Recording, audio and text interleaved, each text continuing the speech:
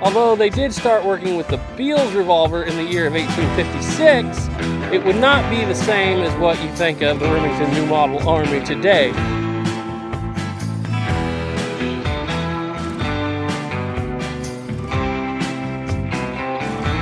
And if you're like me, you're into the history stuff, the books, like the guns, are worth their weight in gold. Because a gun, it's fun to shoot, it's fun to point with, but without the story there, if you're a history person like I am, without the story, it really doesn't mean all that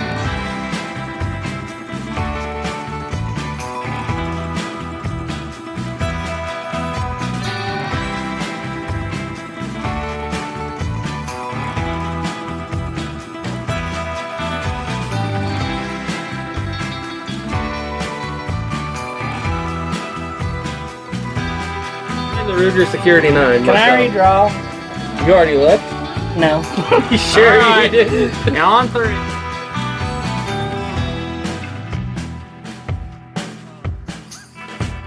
Another pro, at least a pro to me, is these guns are kind of a project. I like to look at them as I'm getting an advanced kit build in the mail whenever I get one. So it's a project that you can go down the road and you can either leave it as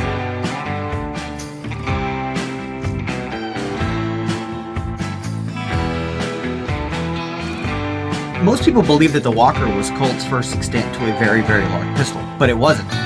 This was. This is Colt's 1839 to patent firearms revolving carbine pistol.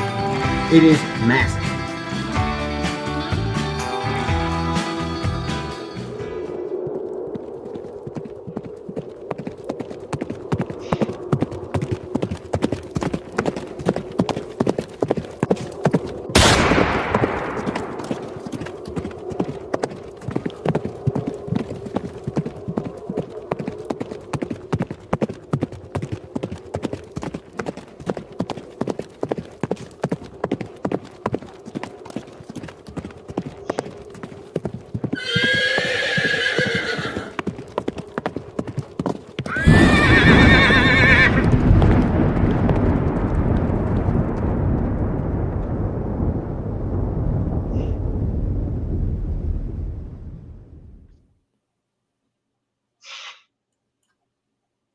And hello, everybody, and welcome to the 2023 Halloween special of the 11 Bang Bang Reload Show, the Reload Show.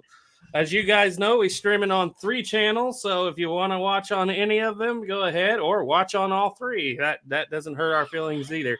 Over here to my right, we have Duke Frazier. He's not on camera tonight, but he is amongst us, amongst the living. Right, Duke? On the right side of the grass. Yeah. And to his right, of course, we have Snapper from Snappers. He's the finest collector of finest Colt Rust. And of course, I'm Garrett from 11 Bang Bang. And those are the 3 channels you are watching. Down here below me, we have Ethan from 11 Bang Bang. And the new addition to the show, Caleb. And if his battery dies on his phone, we will, he may disappear randomly in the middle of the show. We will see. Either that or I hit the remove button. Yeah, probably the remove button. But Caleb, you are here. Yeah, he is here by popular demand. So this is going to be we're just going to have some fun. Maybe tell a few ghost stories. Maybe, answer some questions, talk about some guns like normal. Nothing too different. Just it's Halloween time. And so let me get through the comments here. See who all's here. We have Oregon Outback. He said, "This looks really scary. Think I better watch for a little bit." I promise you it won't be as scary as the thumbnail. That was a pretty good thumbnail, though. I tried to use Sam Elliott from Ghost Rider, and they wouldn't let me, so I didn't do that. Skunk Work Rifle 2 was looking at the thumbnail, said, "Snapper, you're looking pretty creepy." Diane Houston's in, and she said hello, and we might talk about some of the questions she's had here recently. I think Ethan's already addressed some of them, but we'll get to them. And then we have AR Americans in. He says hello. Hey. We have Louisiana Gray. He said, "And a good evening to you, Snapper. Imagine you're getting ready for the show." Yeah, he was.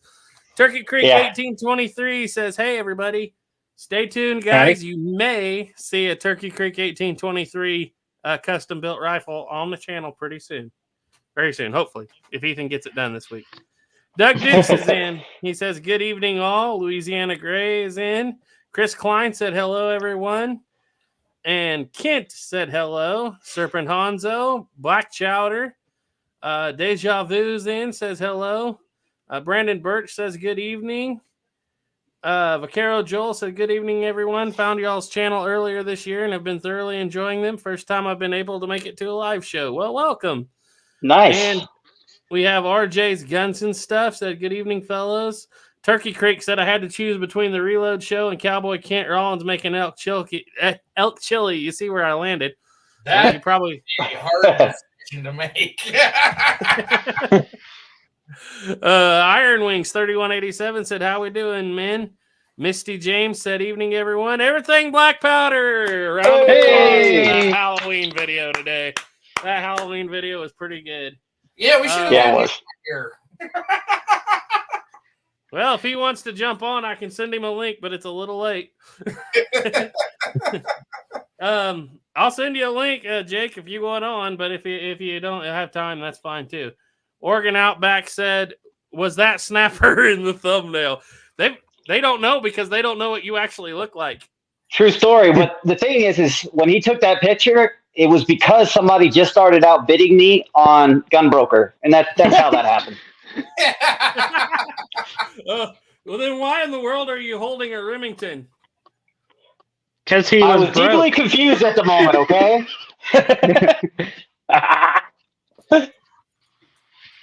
Let's see. What I'm going to do is I'm just going to text that to him. I don't know if he can jump on or not.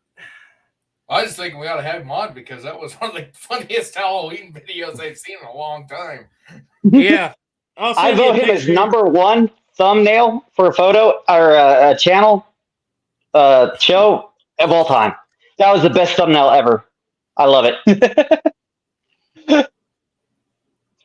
There you go. I'm sending it a picture of the link if you want to just type it in and jump on, Jake. But if you don't, it's no big deal. All right. So, yeah, I said I need to go out to the garage now, put my overalls and white shirt on, stand here like this and say, the other day, I had a question. It wasn't a bad question. It was just someone who was curious. And they asked me, is it possible to put 40 grains in a 45 Colt? Here it comes. And I looked down and I wrote back, yes. And they told me it is not possible to put 40 grains in a 45 Colt. I could do all kinds of stuff. Anyway, moving on. Yeah. Oh, I was going to go the 777 route. Cowboy, though. Oh, yeah, that's where I was headed. But in reality, my favorite powder is actually 777. The velocities are far better. And I'm starting to fall apart. But yeah, that would be fun. Yeah, you started turning into Paul Harrell there for a second. Yeah, I turned into Paul Harrell at the end. Yeah, the Paul. Okay. Let's see. So, how you doing, Snapper? Haven't talked to you since 2 days ago. I know. Oh my God, it's been so long. It's almost like I found my long lost brother. 2 days is, man. Started getting the itch. Like, man, I haven't heard from Garrett in a long time. I'm good, buddy. I've been good. Playing with things. I finally fixed the 49 pockets loading lever, which is something I should have done 2 years ago. So that was nice and fun. Yeah. And Duke, you're all settled in back home, huh? I wouldn't say completely settled in, but I'm home. Are you in front of the blackboard or the dry erase board? Yeah, I'm back in the office. He's back in the office. It ain't. Okay. Camera on it ain't that dirty back here. It's just cluttered with all my junk. Oh yeah. Well, I've seen it way worse over there before. What are you talking about? Everything got unloaded right there, and that's where it's been since I got back. Yeah. Everything's going good though, huh? Getting all settled in for the holidays and the big winter.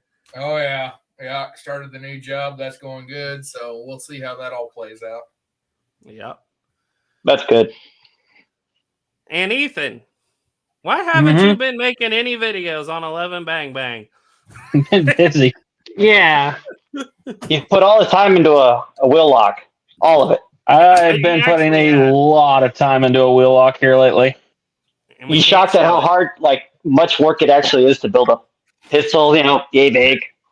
You think, oh, this is going to be like a week or so. No, that'd be easy. Yeah. A year later, you're still filing. He better I'm get 5 used months to it in. because he's got a Charleville and 2 more wheel-lock rifles coming, or muskets. I've learned a And he's lot. got to finish building a Brunswick. Yeah, that too. I've learned a lot of valuable lessons building that thing. Well, it'll always have that special place of, I built this from scratch pretty much. Yep. Which is cool. Well, it's just like any kind of build you're doing. It's like, your first one's kind of your guinea pig. Yeah. And that's where and you take it slow. Your mistakes are learned. Yeah. Yep. Your mistakes are learned, and it's kind of a reminder of what not to do. And then as time goes on, you just kind of, it'll get better and it gets faster. Yep. But yeah, I'm 5 months into this now. Yeah. Never thought you'd be filing so much in your life, huh? Yeah, I know. He's got to finish it in a week because my part of the video is already pretty well done.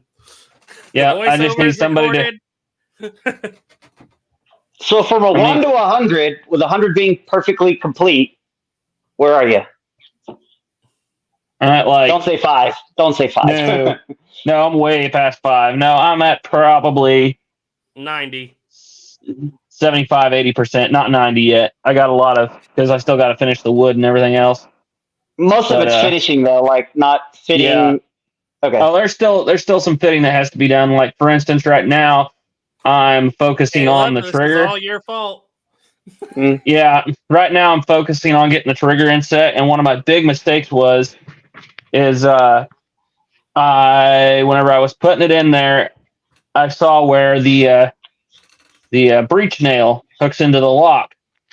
Well, what I didn't realize was during the molding process, the lug that the breech nail screws into was shortened up a little bit.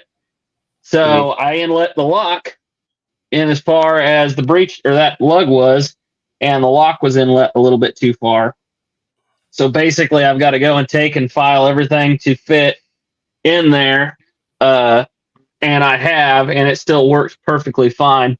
But now I've got the trigger, instead of just going straight up and down like it's supposed to, it has to work around that mainspring. So I basically took it, heated up, and bent it, and made it run like a 1911 trigger bar around the spring. Okay.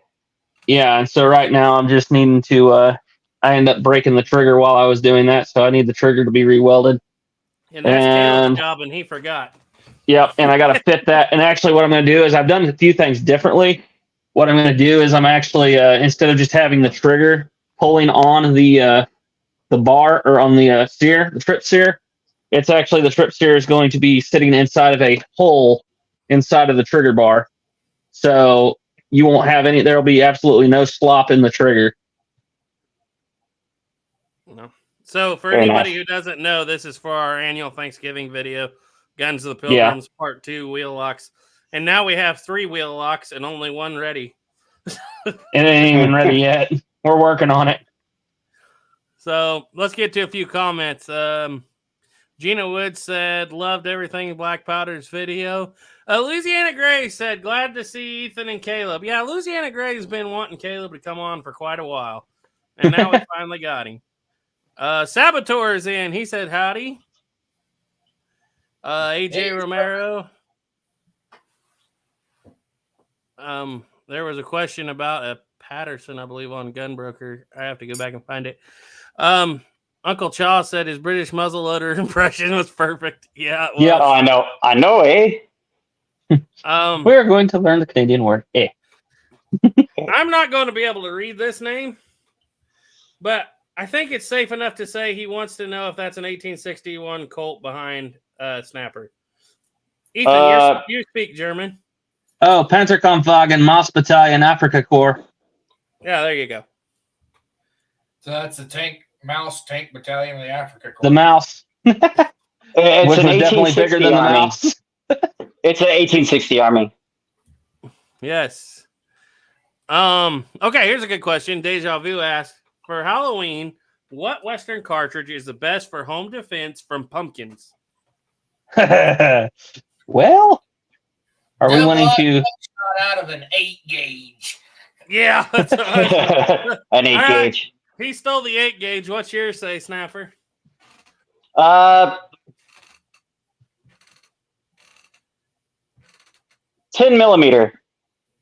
That's not an old Western cartridge. Oh, crap. Old West cartridge. Great, you're going to hold.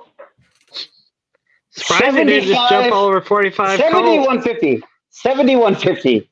I vote 7150. Winchester. Ethan, what do you got?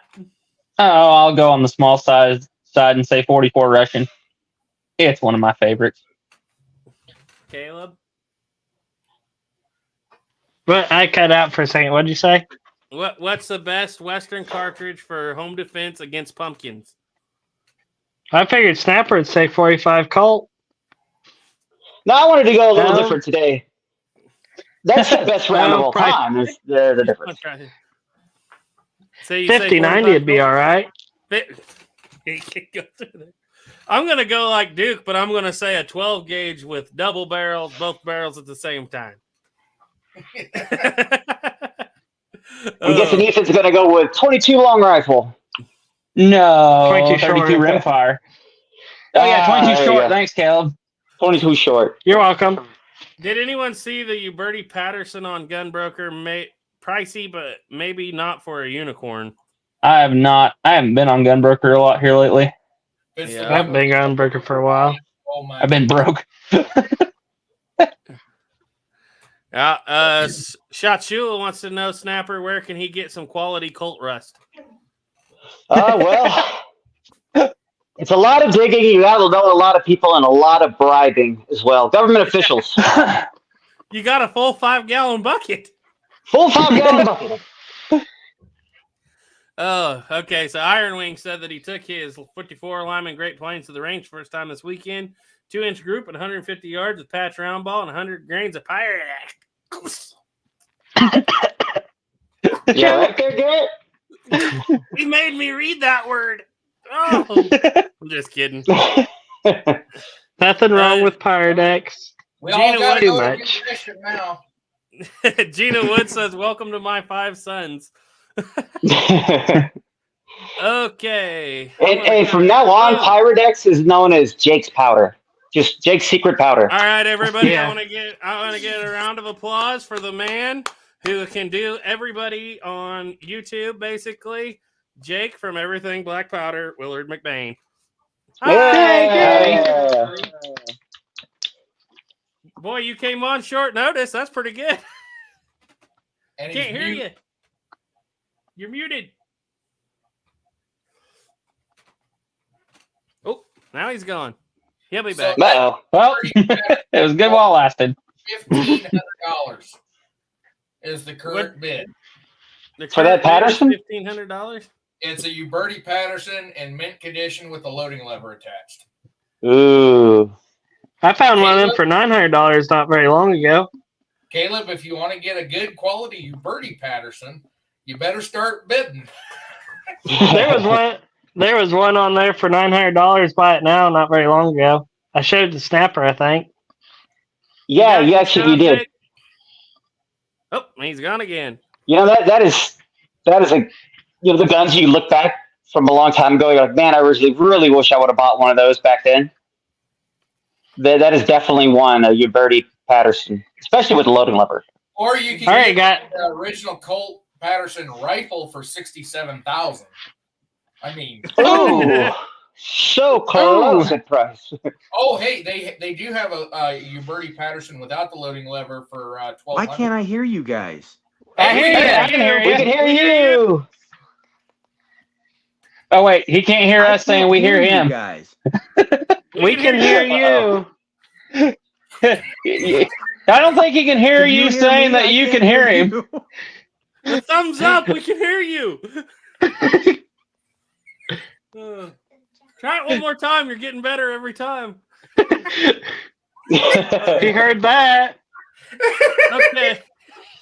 So Jeremy P has a good question here, Ethan. Since we've been doing the study on this, do you find a wheel lock more reliable than a flintlock? Well, technically, I couldn't tell you because I ain't shot the wheel lock yet, but I have some theories, and those theories are going to. I don't know. I've also heard some firsthand accounts that the wheel lock probably is not going to be as reliable as the flintlock. Faster? Yeah, probably. More reliable? Not so much because the wheel has to run inside the pan. And when that wheel starts fouling up, it starts slowing that wheel down.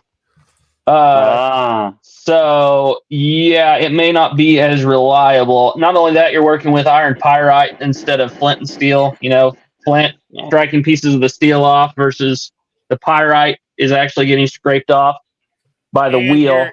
You're relying on a lot more moving parts, like that pan cover to get out of your way.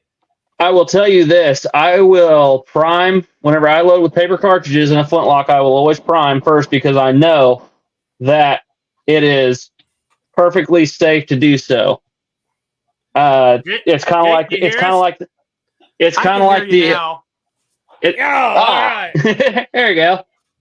It's kind of like that Colt revolver. You know, you got that half cock. Well, in order for that gun to go off, like even if you were to bump the stock and the trigger were to fall, it would still get caught on the half cock notch.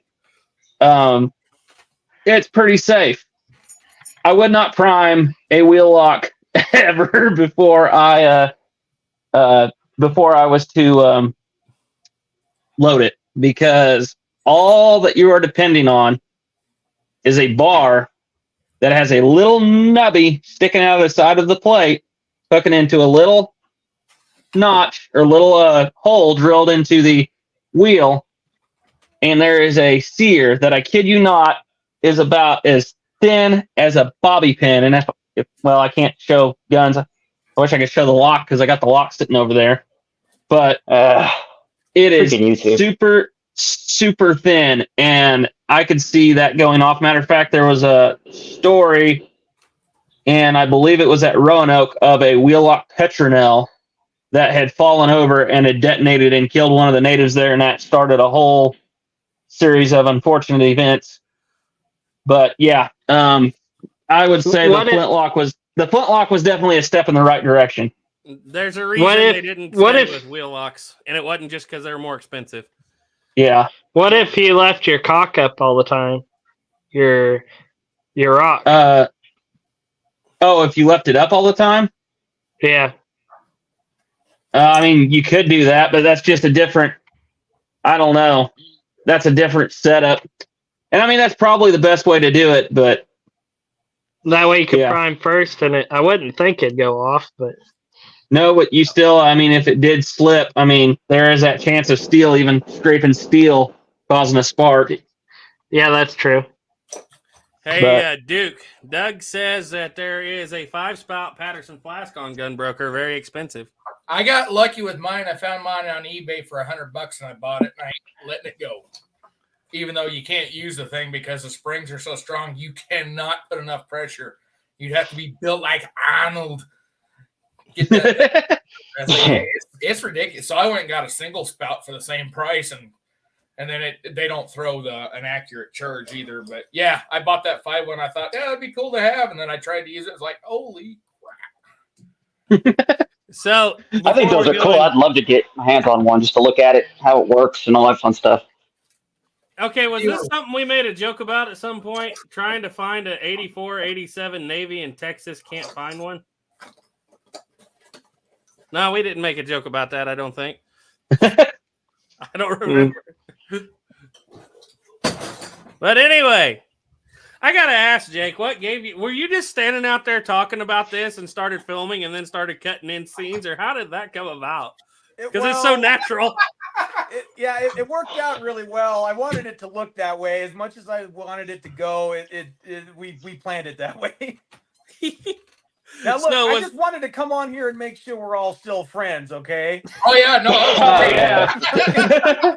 Okay, We I all gotta got a say, kick out of it. Yeah. Paul Harrell was great. Carl was great for other reasons that most of us really don't need to talk about. But your Duke and your Snapper were so spot on. Especially the Snapper. I literally could have pictured that being Snapper down there with his bucket of rust. Oh. I've had quite a bit of people say that. I can see it myself. I can definitely see it myself.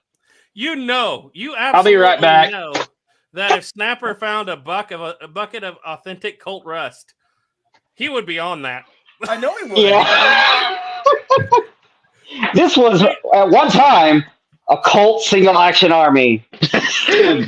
We'd be running spectra analysis on it to try to find out how much carbon was in the steel, how much moisture content it took to get to this point.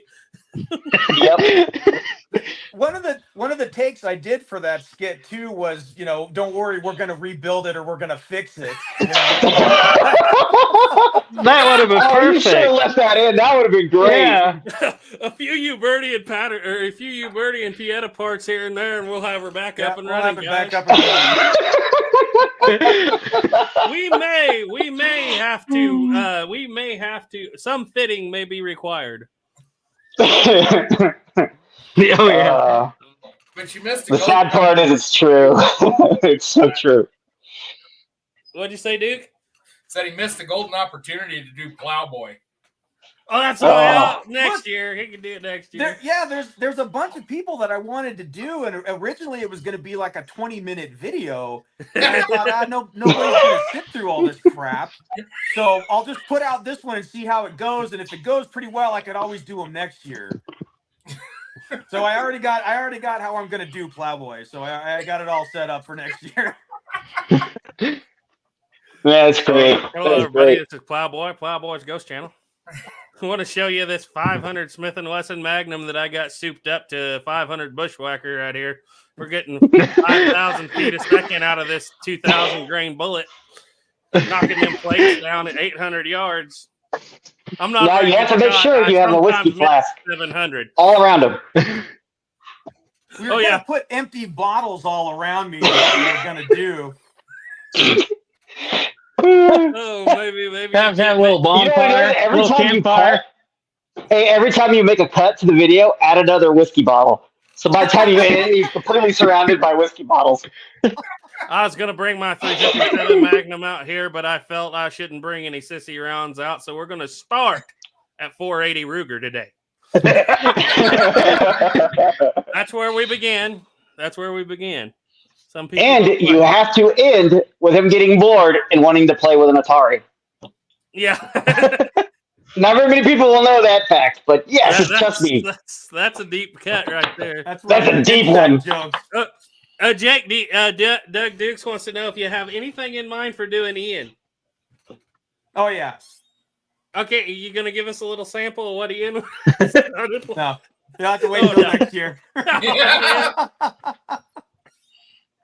Oh, I know that I would. Oh, man. Ian would be easy. Mm-hmm. Really easy.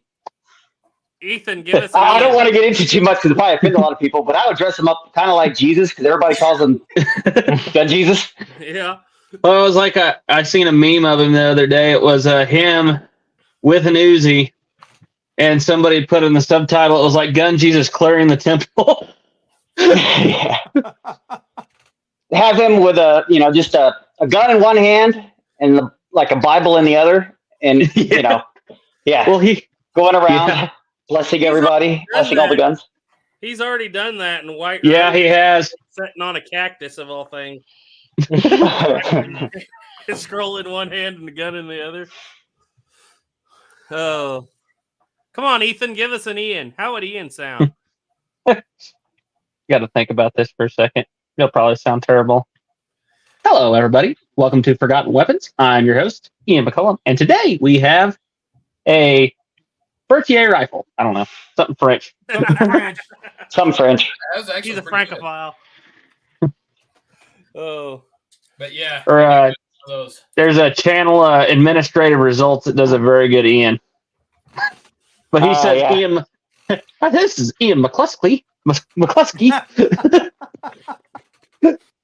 I'll tell you what, though, you had Hickok down so good, it was almost not funny. Yeah. It was so good. Yeah. That chuckle. You watched a lot of Hickok videos to know to throw that chuckle in there. Yeah. Off the bat. Yeah.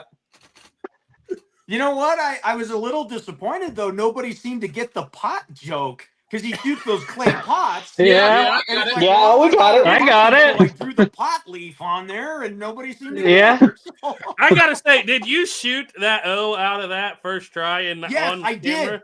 I did, which is why I put the screenshot of it because it's like pigeon. Like people need to see that, and nobody Yeah, cares. it So. was an excellent shot. I'll give you that. It was excellent. Thanks. Is that what you say? Were you Well, I'll aiming take for it. that O? Oh, he blew the O clear out. I mean, it was a perfect shot. Yeah. Yeah, I seen that. Duke has something to say, but I don't know what it is. No, I was just thinking, were you aiming for that? Yeah. Nope, I was aiming the same spot you were. I'm afraid it's hopeless. Well, I'm afraid it's you. John Wayne in that movie, Cole Thornton, he was not about wasting ammo to teach somebody to shoot, was he? We shot one, that's it. Here, you hear a bad shot. Let me go ahead and give you this 12 gauge double barrel shotgun with 8-inch barrels and no butt stock. Have fun.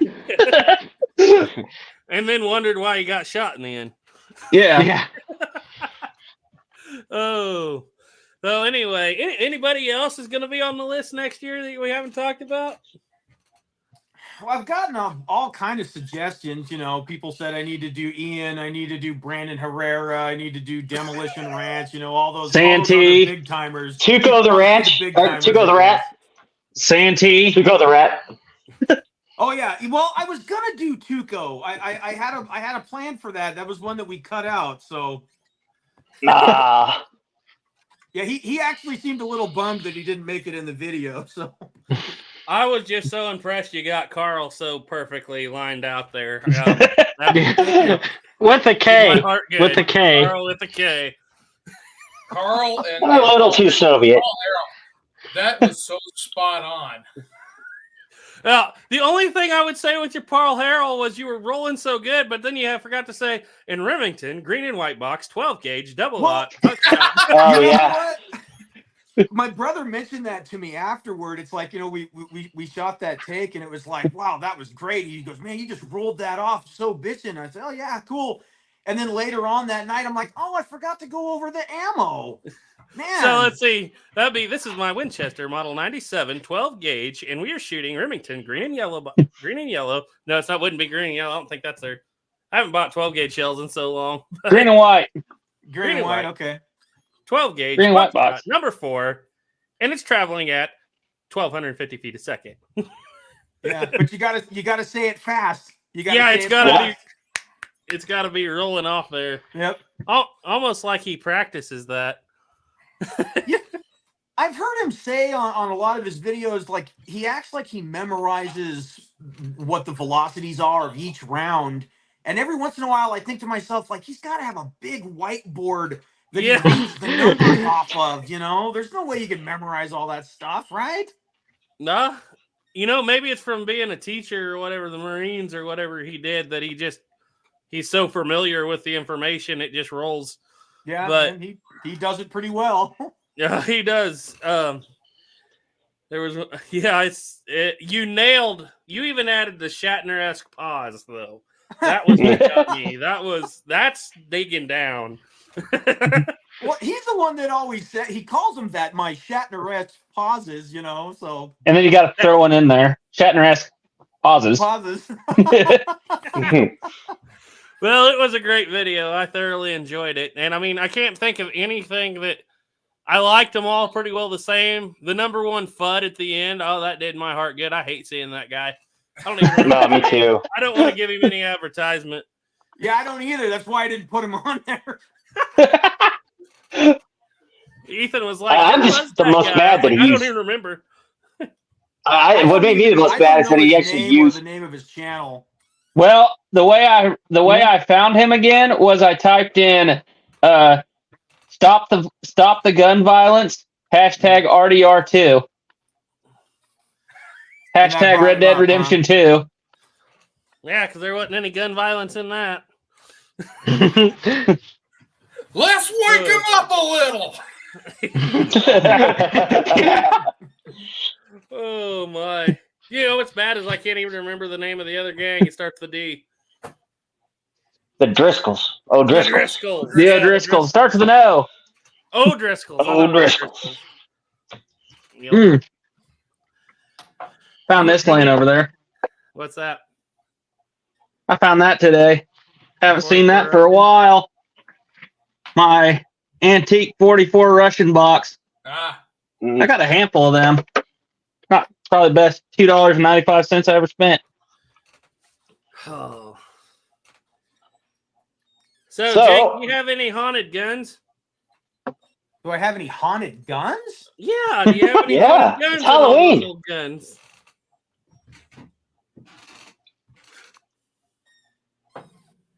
If you thinking were pretty gonna hard. have, if you were gonna have a gun, which one would be most likely to be haunted? There you go.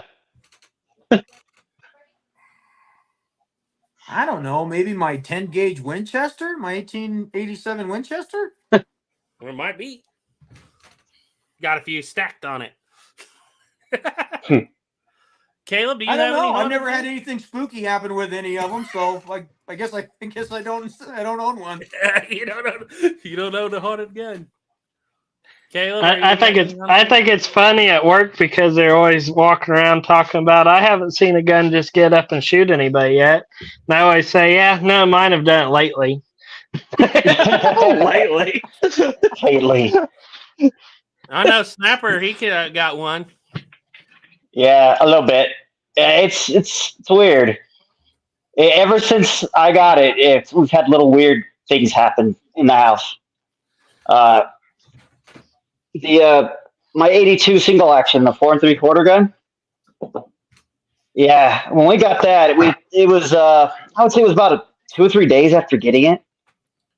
You would have random things falling off stuff, or the biggest one we would get was the way our house is set up. Like if you're downstairs, you can see our upstairs, like a loft across the top. And from our bedroom door to a room right next to our bedroom that I kind of use as like a little hobby room kind of. And I'm normally going back and forth between both rooms. So one of the nights, this happened several times with the wife, where she thought she saw me out of the corner of their eye go between both rooms, and I normally would. And what kind of made it weird was just like the light never turned on, because normally if I'm going back and forth, I'd at least turn the lights on, And yeah, you go in there, there's nothing there, and that happens quite a bit. More than it hasn't happened in a little while, but it happens quite often. And I had one that was really weird. It was my son's birthday, like last year or year before last. I was out on our back patio using our grill, and I came in, and my wife's mother my mother-in-law and my brother-in-law were down for my son's birthday. And when I was walking to where our house is kind of set up, you kind of have you go down a little flight of stairs to the dining room where I'm at right now. So you could see all this when you're walking past. And I walked past, and I could have swore out of the corner of my eye I saw an older person, and the only older person in the house would have been my mother-in-law. And when I was walking past, I asked what did she think about a couple of the burgers that I brought in a little bit earlier. I got no answer, right? And then I walked in here, and there's nobody in the house. And my wife was like, oh, yeah, they're at the store. So there's nobody in the area of the house at all where I was. And I'm telling you, you could see it plain as day there was a person standing there. But that's only with that gun. I mean, it could have happened with another gun, but all the weirdness showed up with that gun. Speaking of haunted gun, Snapper, what about that? Was it a Remington Iroquois or something like that? Yeah. Yeah, that's a good one too. How in the world does he? You got any theory, any idea what that's about? The only thing I could think of is, since I was reloading that ammo, the little 22s, and I was taking the round 22 LR or 22 caliber air gun ball in it. and you could push it into the case, and it seals pretty good, right? The only thing I could think of was that when I fired it, somehow that flame got around that ball. Okay. But it's really delayed. I mean, it's like really delayed. Yeah, I could tell. I mean, I know And the video was slow-mo, but it sure looked delayed. it was like a bang bang. It was like, what? You know? And I've never ever Snapper- seen a cartridge gun, do a chain fire. That's what I was about to say. Snapper's the only one here. Yeah. Yeah. I'm the only person who can mess it up so bad to be the only person to have ever done it. I thought you were going to say the only one to have a chain fire. I was like, well, Caleb. I've never had chain fire yet. We've had. I've never I heard of a cartridge gun chain firing. You know, Ever. I said We've had. I never said I had a chain fire and had one immediately afterwards. and it's on film, and nobody even noticed. Yep. There's two kinds of people in the shooting world: those that have had chain fires and those that will. That's it. Exactly. And you know what's funny? I was even using I wasn't using white or grease, but I was using what the actual manual called for, and I was using paraffin in front of the balls. It was So- another really interesting thing that happened when I was shooting the other day. I haven't got the videos up yet, but I was shooting the Labatt, Squibbs Labatt, and so I had the whole thing loaded. My very first shot, every single cap on that gun fell off, and they were actually kind of fitted pretty well. And so to fire it, what I was basically doing was just putting one cap on at a time, and no issues. Like, so obviously it's very, very hard to get a chain fire from the rear because all those were uncapped the whole time I was shooting, and I was just putting a cap on between each cylinder or each, chamber. But I've never had a gun do that, strip all of its percussion caps off at once. They all fell off at the same time? It went bang, and then you just see them fall off the gun. Like, it was just crazy. And they actually were fit. Like, I mean, you had to push them on pretty good and seat them, and I've never seen a gun do that before. Really? I've seen Ethan do that once. Yeah. The same one that chain I fired on started me. laughing because I was like, how in the world did that happen? I mean, you just instantly end up with 8 falling right off the gun right away. My Walker does that with Remington number 10s. It does not like Remington number 10s. It wants number 11s. CCIs were always the best. What? I wish I could find some 10 Remington. CCIs That'd be nice. are the best for originals, I meant to say. Oh, okay. Oh. I was about to say, what? Snapper, I thought you were going to say that Winchester was the one that would be haunted. I haven't had any issues with it. I mean, I could be like mistaking, but I haven't had anything crazy happen in a long time, actually. Well, I mean, it's been at least a couple hours, so nothing crazy.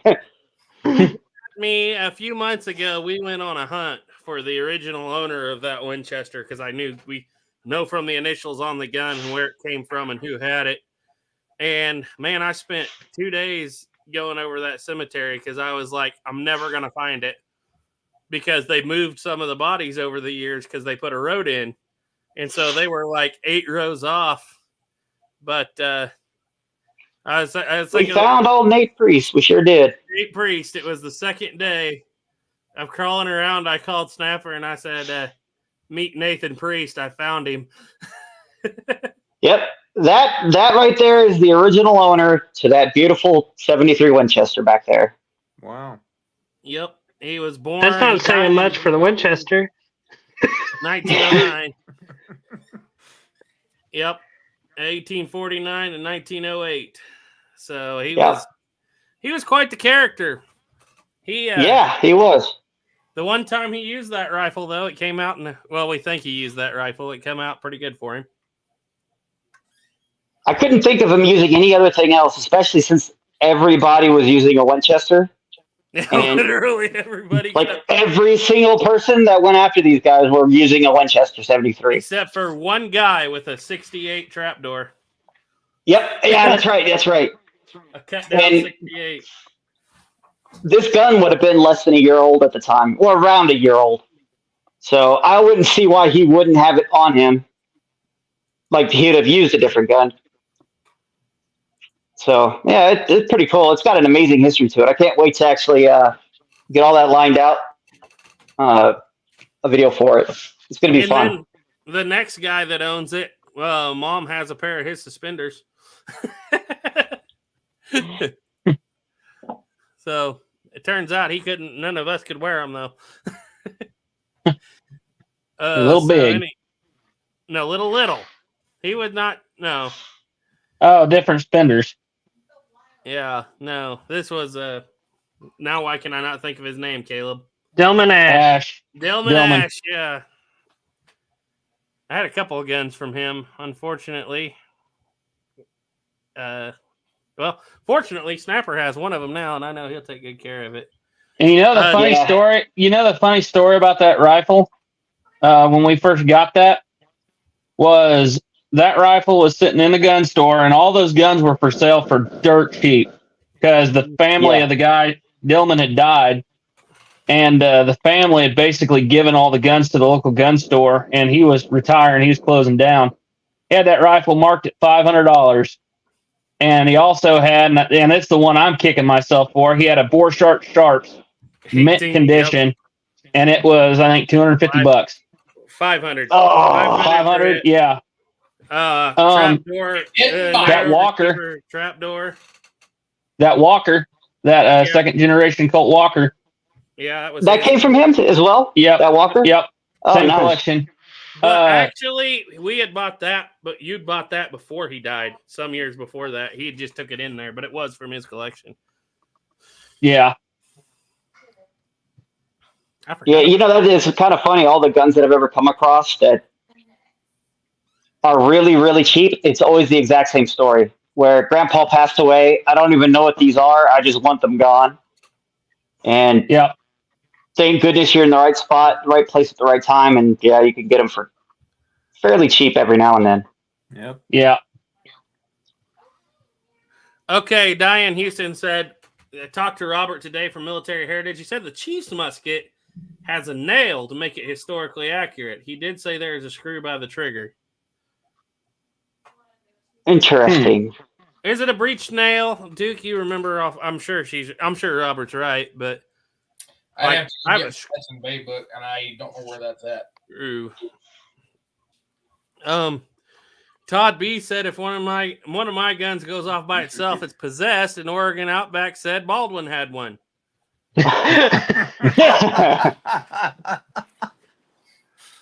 And Diane said the screw by the trigger will get the barrel off the pins after the pins are removed. I know I've been a pain to you guys. I appreciate your help. It's no big deal. But I will say I don't take my barrel off mine very often just because those pins in that.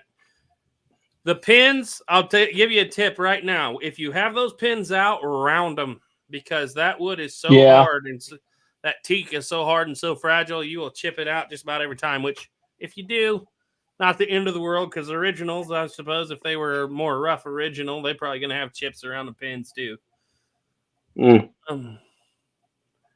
Iron Wing said the only gun I think is haunted is my Parker Brothers 12 gauge made in 1905. Since I brought it home, I'll hear guns fall over in the safe. It is in when I'm across the room, not even in it. Martin Cavanaugh's in. He says hello from New Zealand. Hey. Online. Ex-New Zealand. Okay. Oh, so, dude. So none of you guys have any crazy guns that just randomly scare the crap out of you all the time? Is it just me? Not really.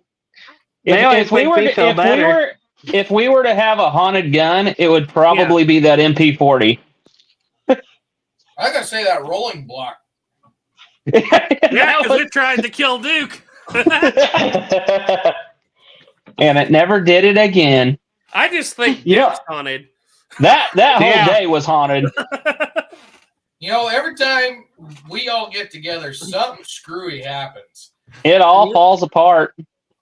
And we always manage to get a video. There's one close one the last time I was there. I don't know if we told you this or not, Garrett. Caleb discovered it. But we went out shooting that one day and used the last one shot my Henry. And I watched the video on it, and your hand hung up with the follower. Yeah. But we get back to Caleb's that day, and I pull the Henry out of the back of my Jeep, and it's on full cock. I didn't think nothing about it. Get inside, and it had a live round in the chamber, and it was pointed at my back in the Jeep the whole time home. Well, that's luckily one mistake that didn't happen. Yeah. Well, I never shot at Henry before that, and I always thought I'd be able to get onto that, but when you get to shooting, it's like the last thing in your mind, and I couldn't even feel it coming up against my hand that I recall. And then you're like, oh, you're out of ammo, and then you let go. Ching! You got more. And I know exactly what happened. You handed it to me, and I checked it, and when I checked it, I put the round in the chamber. How many rounds does it normally take before that barrel gets uncomfortably hot to the point you can't hold it? Depends on what you're shooting. Well, if it's black powder, it takes less. We shot that when we was out there at that buffalo wallow. We shot that for what, an hour? Yeah, mostly with smokeless. And well, we was shooting. We had 2 or 3 loads of black powder in it, and it was a cooler day. We wasn't shooting real fast, and it was tolerable. I don't think it ever got hot enough. It was anywhere in it. In fact, it kind of felt nice on my fingers because it was a little chilly. But and if it does, you can always lay it on your forearm a little bit. Yeah. Well, you know, people joke about having a Flintlock musket meltdown. I think they'd be surprised because I had a day last winter is actually whenever I was testing out after I rebuilt that lock on that Charleville, and I loaded up about 75 rounds of paper cartridges. And I took the day and I was out there trying to, get my reload times up quicker and quicker and quicker. And about 6 rounds in, I could not touch the barrel. Right. And you could see the heat mirage coming up off the barrel. It completely obscured the target. Well, on my brown bess, I shot it one day when it was about 100 degrees. And after 3 shots, you couldn't touch the barrel. Of course, it was hot before I started, but yeah, 3 rounds and it was intolerable. It was real toasty. I got a blister on my trigger finger from the 1880 single action army I got recently. I went out. I only put about 50 rounds through it that day. Well, maybe 100, but at less than 50. I think I was at like the 3rd cylinder full. It was so hot because it was like 109, 110 here. And then shooting that thing, I ended up with a blister on my trigger finger because I guess I kind of touched it to the top. And yeah. That was pretty amazing. I was like, that amount of how fast it got so hot, couldn't imagine fighting with that gun. Like, say, Little Bighorn. That would have been incredibly difficult if you had to use your pistol. Imagine if it's a $2 pistol. I bet that'd get pretty hot. Heat wasn't our issue, but we did find out when you're shooting straight wall black powder casings why Winchester went to a bottleneck 44 to seal that chamber up and the fouling don't get back. Yeah. You got some straight wall lever actions, don't you, Jake? Have you ever noticed that? Yeah, but it's not as bad with black powder as with a light smokeless load, at least in my opinion. You'll get spray back through the firing pin right at your eye with a light smokeless load. You'll get it a little bit with black powder too, but you know what I don't get that with?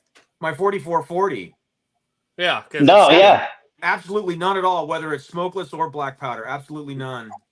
That's why I think they designed it that way. But what we were getting was after about 50 rounds or something, whatever it was, like a 50-round box, we were getting to where the lifter, we have to help the lifter up because fouling was getting on the front of that Henry lifter. Wow. No, it wasn't even 50 rounds. It was the first 5. Yeah. That was the first 5 of them black powder loads, and we was having to really rack that lever because it got on the sides of the lifter, between the sides of the lifter and that frame, and it wouldn't go all the way down. The spring just didn't have enough force to push it the last little bit, so you had to slap it to give it enough energy to drop. When I shot that 73 right there the other day, I put all the 50 rounds that you sent me, Jake, and when I got home and I opened the back up there was like no carbon in the gun. You could wipe it down, it was just oil. I didn't get hardly any blowback into the actual inside of the gun. It was quite amazing, actually. I've never seen that. That was my first 4440, and I'm so used to the gun being just dirty all over. Yeah. That thing was clean as a whistle on the inside. Serpent Hanzo has a question. He said, you think the Ferguson rifle could have been haunted? It didn't kill Washington, but it kind of killed Patrick Ferguson. It kind of did. I thought it was a Woodford style rifle that killed Ferguson. No, well, I mean, yeah, you're not wrong, but If he'd have shot, I don't know. Maybe you got cocky with that Ferguson rifle. I think Pun I think intended. yeah, I think the Ferguson rifle is another one that I think is a really cool gun. Me too. But I just don't think it's plays near as big of a part of history as people make it out to be. I honestly think that pattern 1776 rifle was probably better. I just love the breech mechanism on those Fergusons. That is the coolest thing ever. Yeah, it's cool. Weren't they like an insane amount of money back then? Like a really insane amount of money, like $50,000 equivalency or some crap like that? Yeah, there was. I think they said there was only 3 men in Europe who could have built that. breech screw? Locking down. The screw, and I can't remember what it's called. It's called I can't remember what it's called, the technical term for it. But it was like Henry Knock was one of them, and I can't remember who the other 2 guys were. But the powder alone, that extra fine double strength black powder, was probably the most. It was really expensive, basically 2 FG. Ethan Diane wants to know how's the baby doing and is Jeremiah enjoying his new brother? Oh, baby's doing fine. He's up and talking now, and Daniel's Jeremiah. not talking. I mean, not talking, but he thinks he's talking. He's cooing and smiling and laughing. That's what I mean by talking. But no, Jeremiah, I was actually surprised. I was expecting a lot of jealousy and whatnot, and Jeremiah loves his little brother. So does Adeline, but she can be kind of a when she thinks you're not looking, she can be a little bit of a pain to him, I guess. So I'm going to ask Jake, where does your new Winchester land on your list of favorite guns? Is it right at the top, or you still got some work to do on it? No, it runs great. I shoot it all the time. It's what I've been taking out every time I go out there. I took it out tonight. You shot any coyotes yet? No, I haven't. Unfortunately, I've been waiting for one to come rolling out, but nothing yet. Do you guys ever call them? Oh yeah, all the time. We need to. You guys do that out there? Oh yeah. Oh yeah. I would say on a minimum we kill probably 20 a year ish. Yeah, at least. Good. The last one I got was that AK-74. Worked pretty good. If we don't, they are a menace to the calves. Like you'll find nothing but a head to pile of calves, like the next day. Duke almost 45'd one. Yeah, Duke almost 45'd one with his 1911, but didn't right quite. Out in front of Caleb or in front of Garrett's face. Was I there, or was it Caleb? You were sitting in the front seat with me. We was going. Oh yeah. I thought you were talking about when you and Caleb saw the one going up the other hill. No, I tried that one with the Henry. And he was not near as far out as I thought he was. But yeah, no, with the 1911, Garrett and I were sitting there in the car driving to his mom and dad's place and saw a coyote. And I said, here's my 1911, see if you can pop it. I ain't going to hit it from here. I said, well, I'll try. I stuck it at the window in front of his face and popped it. And I hit right at its feet. That's whenever you say, Duke, pretend it's a GoPro. Yeah, that's what I was about to say. You can't just pretend it's a GoPro. Now, what you should have done, perfect. What you should have done was grabbed it, held it sideways out the window, and then said, "Check yourself before you wreck yourself, fool," and then start shooting at the coyote. I was holding it sideways because I didn't want the casing to hit. I was doing the gangster style. The longest shot I ever made and didn't kill. Caleb was with me. He'll back me up. I had a didn't kill Caleb. Well, that's a good thing. I've come pretty close. I'm pretty tough. Yeah. He's had some 44 special to the kneecaps before, but yeah. No, I had a 9-inch Ruger single 6 loaded with 22 Magnums, and there's a coyote out there about 300 yards or so. And I told Caleb, ain't no way I can hit this coyote. So I got up about 15 foot over his back, and I pulled off on that thing. And he hit, and he yelped, and he spun a circle and took off. And I doubt anybody else ever got the chance to shoot at that coyote again. And Caleb was there. I said, Caleb, did I just hit that? And he said, yeah, I think you did. If I remember right, after he got done spinning, he rolled a little and then he took off. Yeah, I don't think I did him any good, but probably didn't hurt him too bad. Yeah. The closest range one I ever took out That's what I was about to say. was when I was feeding down there south of Medicine Lodge one day. And I got an early morning because it was first day of bird season. I was trying to get all my feeding done early. And I was coming up along as the sun was coming up, and there was the most mangiest chupacabra-looking coyote I ever seen in my life sitting up on top of a hay bale. And I just got done working on my little 38 Smith & Wesson new departure safety hammerless, the limit squeezer. And yeah, in 38 Smith & Wesson. And I was like, I drive right up along him, and this coyote, he was on his last leg. That mange was bad. So I drove right up to him, and I shot him. And then I kind of pulled around there and finished him off. But that was the closest range coyote I ever got. The closest one I ever got was with 7-shot with my Auto 5. I stepped right over him. He took off out from under my feet, and I flipped around and got him. Caleb's dove hunting. Caleb's dove hunting and steps on a coyote pup. I've never seen anything like it, and I heard boom, boom, boom. Probably a little bit of a knee-jerk reaction.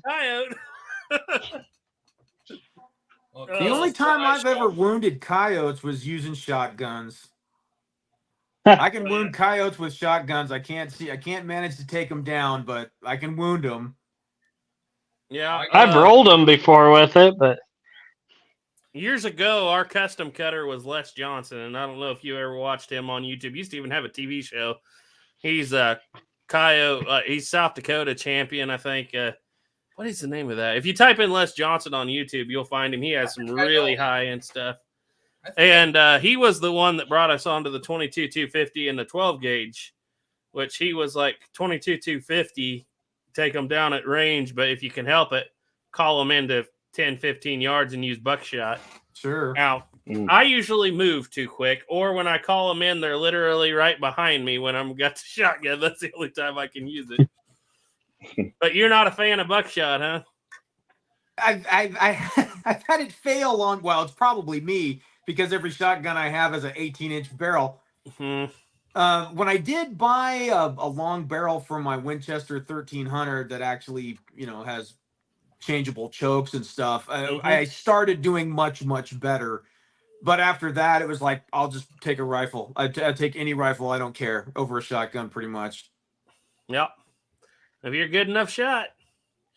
Well, you got to be fast enough if they come flying in, to be able to get on them and put one through them. But always come in behind you. They know. They got it figured out. They come in behind you.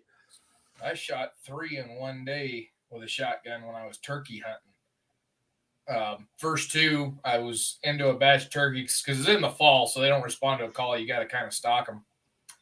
Got into a bunch. I was about ready to unleash, and 2 coyotes come in and started fighting in the middle of them. And so I let both those coyotes, they ran off. Number 4 shot at 50 yards, don't do much. The third one I killed.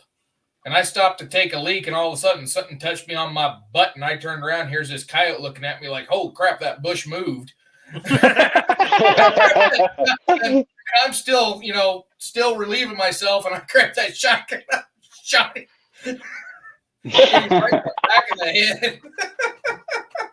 So, Duke and I have this conversation all the time. We have a heated debate on coyote rifles. But, Jake, what's your favorite coyote rifle? And I assume I'm going to eliminate the Kibler because I know you do so well with it. But other than that. You know what my go-to rifle is? It's probably not a popular choice as far as dog hunting equipment goes. Is my Aught 3 Springfield. I've taken more coyotes than I can count with that rifle. Yeah. Duke, what's the best? And tell us why it's the 22-250. I'll shoot a coyote with a 223 before I shoot him with a 225. 250. You don't want to know my preferred go-to coyote round. That bullet is just going way too fast, and most of the times when I was shooting at them with them, there's 200-300 yards, and it seemed like the bullets we was using, they'd hit, and as soon as they hit the skin, they just disintegrate, and they wouldn't kill them, knock them down, but it wouldn't kill them. This is a 22-250. Yeah. But he's using, mind you, they were using hand loads and VMAX bullets that were going way too fast for VMAX. Yeah, we clocked that 155 grain bullet at 4,000. Well, yeah. And they will do that. But I'm of the opinion, because I've seen it done hundreds and hundreds and hundreds of times, Remington green and yellow box standard 22-250 soft point going about 4,000 well bonded bullet will do the job just fine. The only time I seen that 22-250 do a real job on that coyote is when the guy had a solid bullet. They were just solid full metal jacket bullets. He shot a coyote in the head, and I mean that head just come apart. That's what I usually see. Them 55 grain bullets with, what was it, 33 grains of varget behind it. Yeah, that's hot.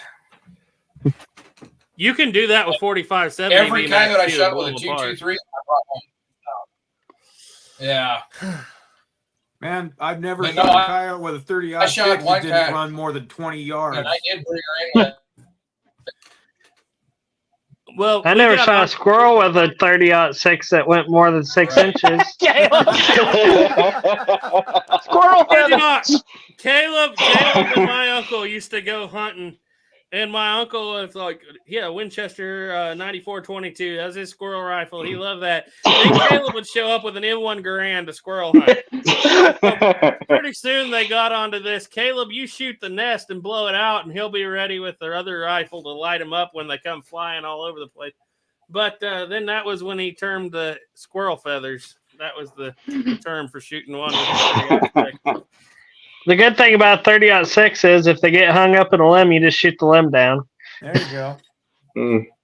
Honestly, though, we have some, like up in our big cow pastures, we have long ranges, like over 1,000 yards. And we got into this because of Les Johnson, obviously first, and he was doing it. And then my brother-in-law got into it. He started out shooting a 270, and he was making really, really accurate out to about 500. Just an old Weaver scope, inner arms 270. And then he got his first 22-250, and he gave himself another 100 yards on that trajectory.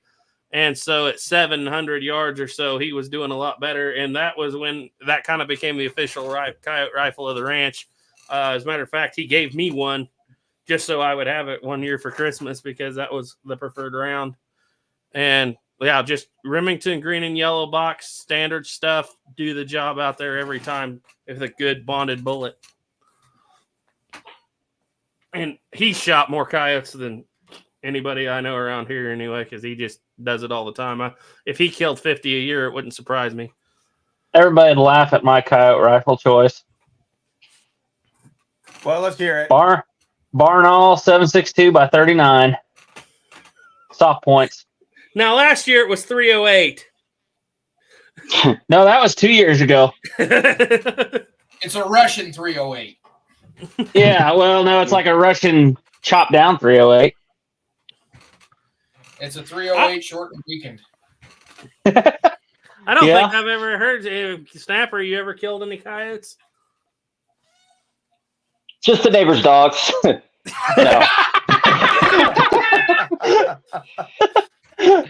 Like, you guys are doing this all wrong. Like, my neighbor's dog, when he won't stop barking, he can only go so far. I don't need a really powerful gun.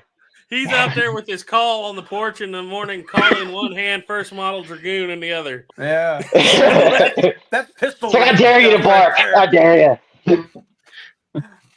Oh, that's funny stuff. AJ Romero said, take coyotes every year with my Tennessee Valley Mountain. Is that what that is? TVM? Tennessee Valley? Muzzle loading. Tennessee Valley. I don't know why I always get that mixed up. A smoothie from Mr. Garner is dropped near all game in Colorado, except the once in a lifetime. I feed my house and friends and homes for years now with that classic. Yeah. I never killed a coyote with a flintlock. We need to step up our game. Jake's outrunning us. You do need to step up your game. I killed a gray fox with my shorty brown Bess. Yeah, I mean, I've killed a couple deer with my Charleville, but I think that's about it. I'm still waiting on the rabbit to get shot with the Sea Service pistol. Yeah, well, about that. Now that's stepping up your It'll happen game. one day. It'll happen one day. One day It I hit a sounds rabbit like a with good a idea 45 until you Smith. try to execute it and it doesn't work out so well. Yeah, I'm I was sure. about to say, I'm sure. Didn't you shoot a gopher with either Sharps or a brown Bess? I shot one with my 45-70 Sharps. I hit a cottontail with it. Oh, okay. And I was using paper patch, pure lead, 500 grain bullets. No, that was 550 grain bullets. But anyway, I was shooting.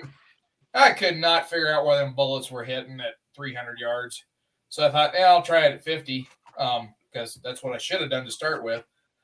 And there was this target there, and I just pulled up and boom, and you see a puff of white hair, and I'm like, what the hell did I hit?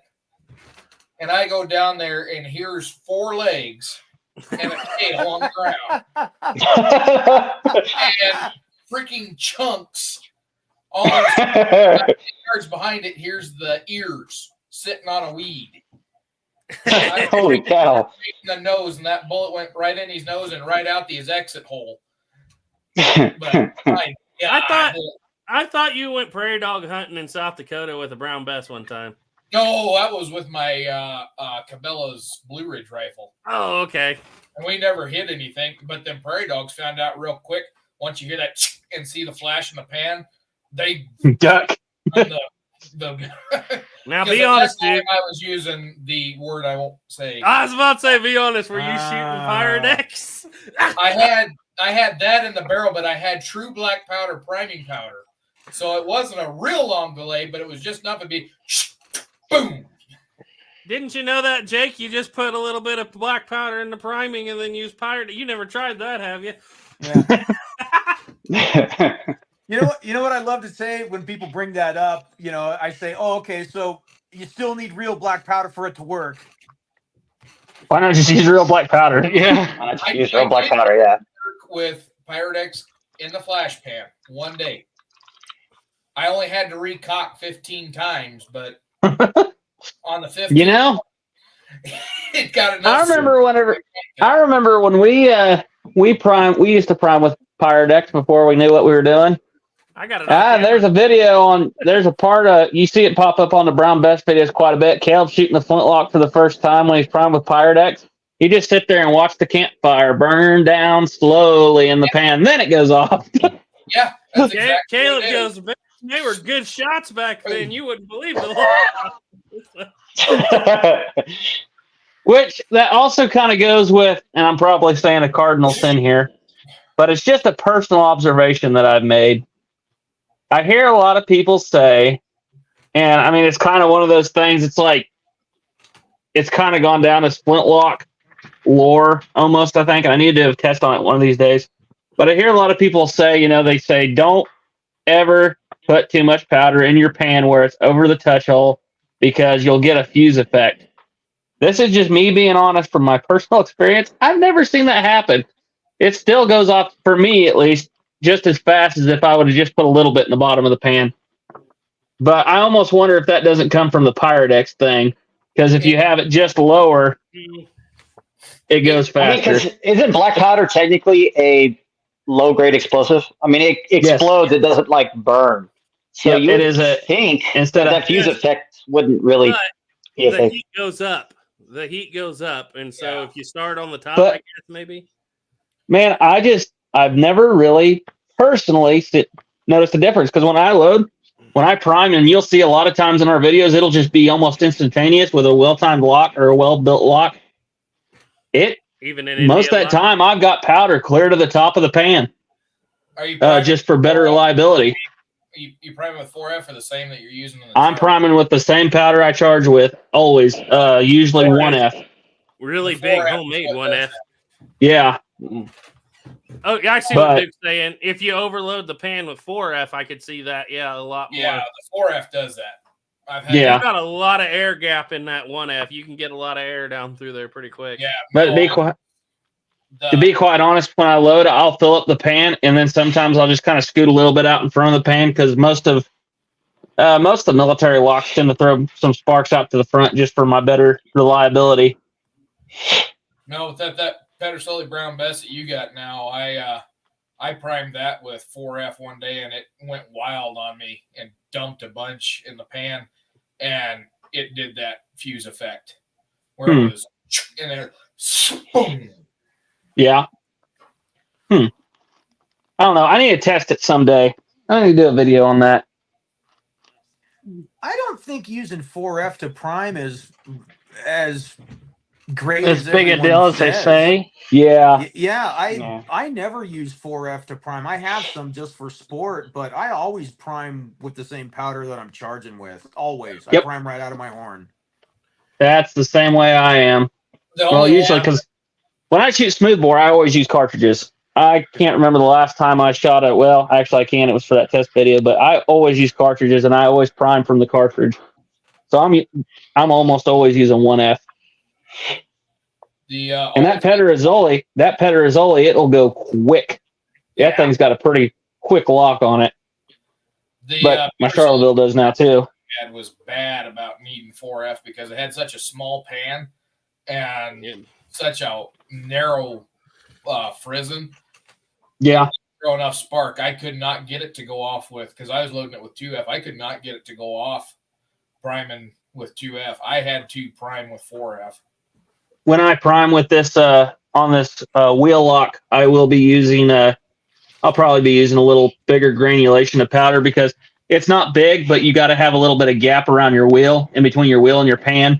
Yeah. So there is, like, if you use 4F, it could definitely seep out around that little tiny space. So I'll probably be like using 1F on that. That was the other thing. Real quick, talking about wheel lock reliability versus Flintlock. A wheel lock does not seal up as good as a Flintlock because you always got a gap around your wheel that moisture can get into. I'll That's a good say point. this. I still prime with 4F, but mostly that's because after making my own powder before I started repucking it, I didn't realize it, like 8 pounds of stuff because it always left over.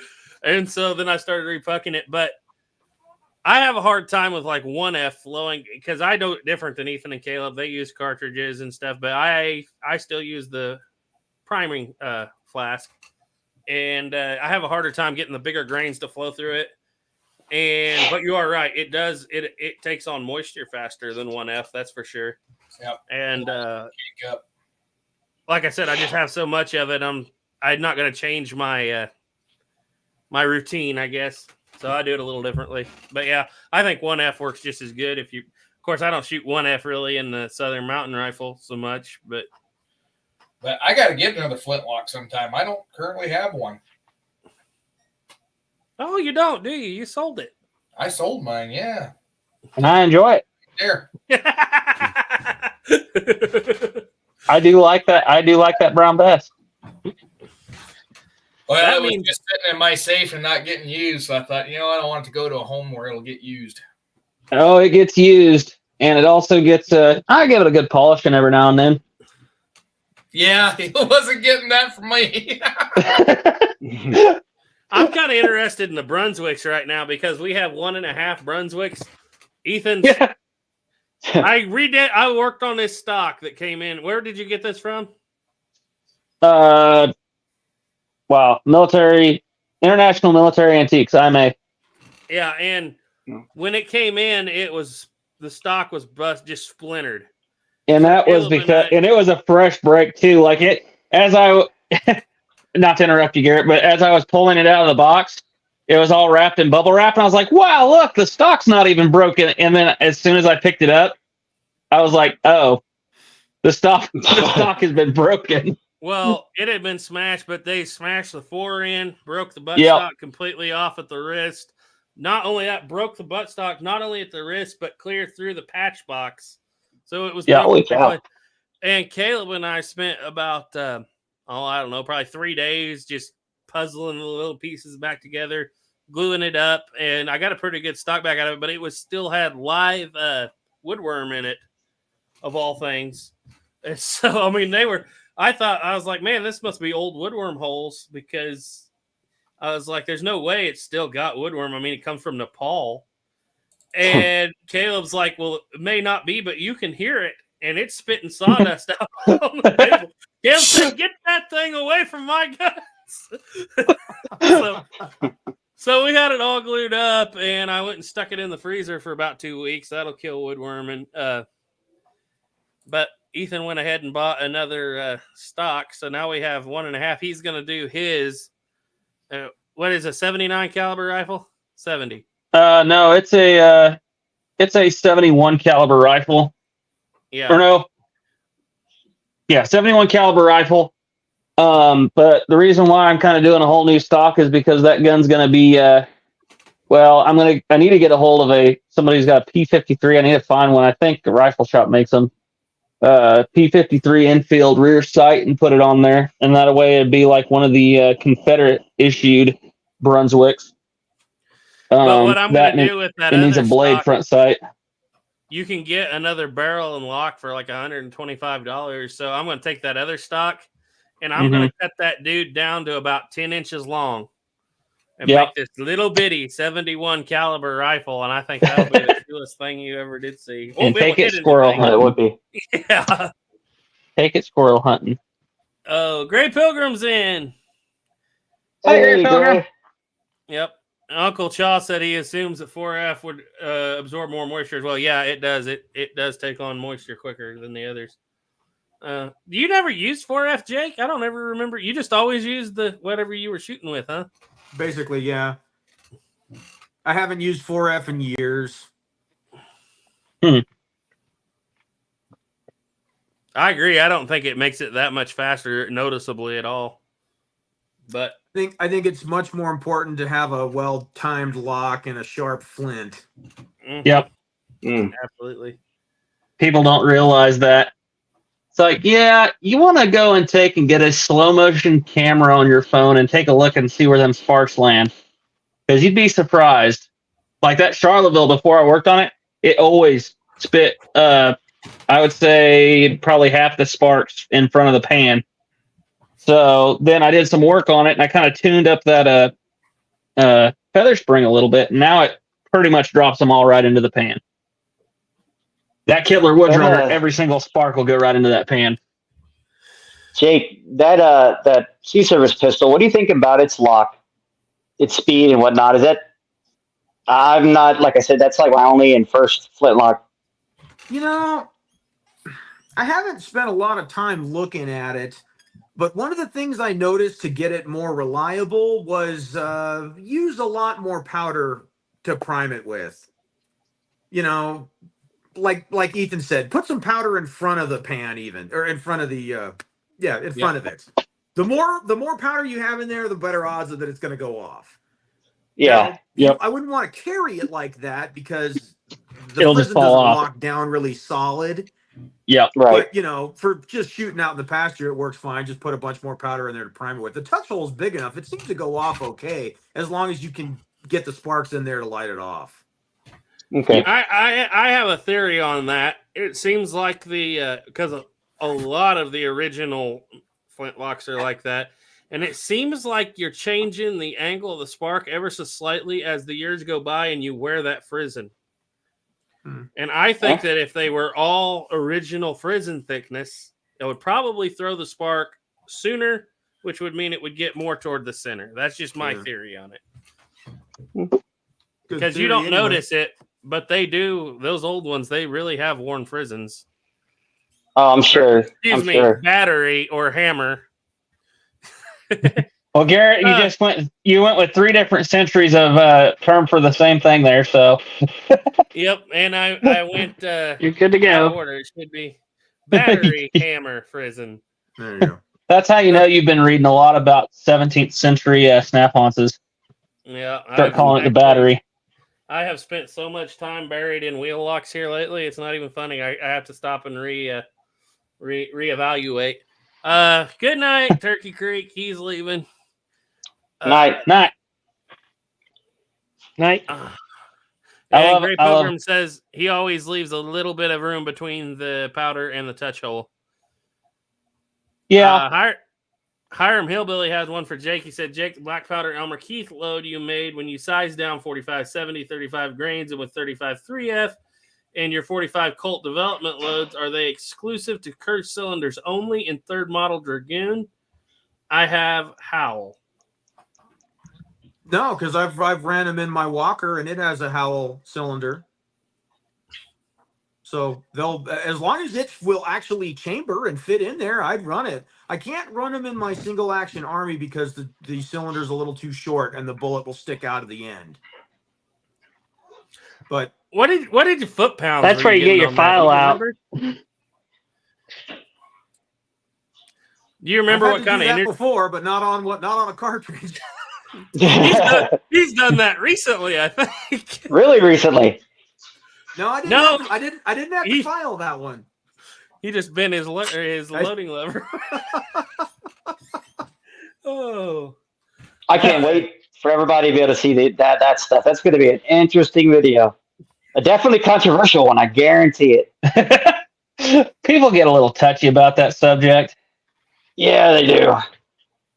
I mean, you never ever insult the Walker gods because I mean, it can hold 90 grains of powder. Apparently, it can shoot a 200 grain round ball at like 2,000 feet per second. Yeah, more powerful. You know, it makes 44 Magnum. You know, they say more than 44 Magnum. Even screw the 357.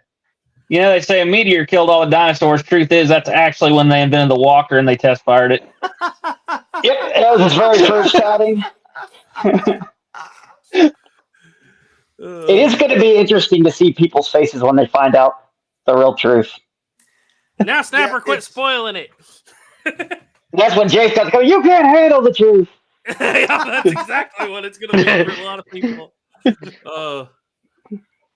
I'm sure there'll be some guy shooting out by his phone, screaming at the camera. It'll be great. Yep, foaming at the mouth. But yeah, back to that subject. I was wondering, do you remember what kind of foot pounds you did get with that 405 grain bullet? 35 grains? I didn't know you got 35 grains, did you? Yeah, oh yeah. 35 grains of 3F, yeah. I don't recall off the top I remember of my head. it was like 600 feet per second, but that's pretty good with a 400 grain bullet. Well, was that the 400 grain one or was that the 300 grain one? I can't remember. That was just something that I had in my head. I was also wondering, by the time you size a 405 down to that, I wonder if it loses a grain. No, I should have weighed them. I should have weighed them after that. Because you're taking, was it 459 and you're going down to 452? 452. Yeah. Yeah, but swaging it shouldn't lose weight. It just deforms it, right? I guess that's right. Yeah. You're just stretching her a little bit. You know, if I remember right, in that one with the 405 grain bullet, I think the energy was like the same as a 45 ACP. Because it's much heavier, but it was moving 600 and something feet per second. It was moving slower, but it seemed to be the same as a 45 auto. So not worth the trade-off in your mind. No, but the 300 grain bullet with 35 grains, that one was definitely worth the time. I don't remember what the energy was, but it was powerful. It was powerful. Yeah. Gray Pilgrim had some thoughts here. He said he bought a Taylor cylinder for 45 ACP for the Walker. It was dirt cheap. Yeah, that'd be a good one for 45 ACP. 45 ACP actually is pretty high pressure round. You find out about that whenever you get a Webley Mark 6 that somebody thought, oh, you know what? We'll just cut the back of the cylinder off of this and make it a 45 ACP. Find out that 455 Webley's max PSI is I think it's 14,000 PSI, whereas the 45 ACP is 28,000.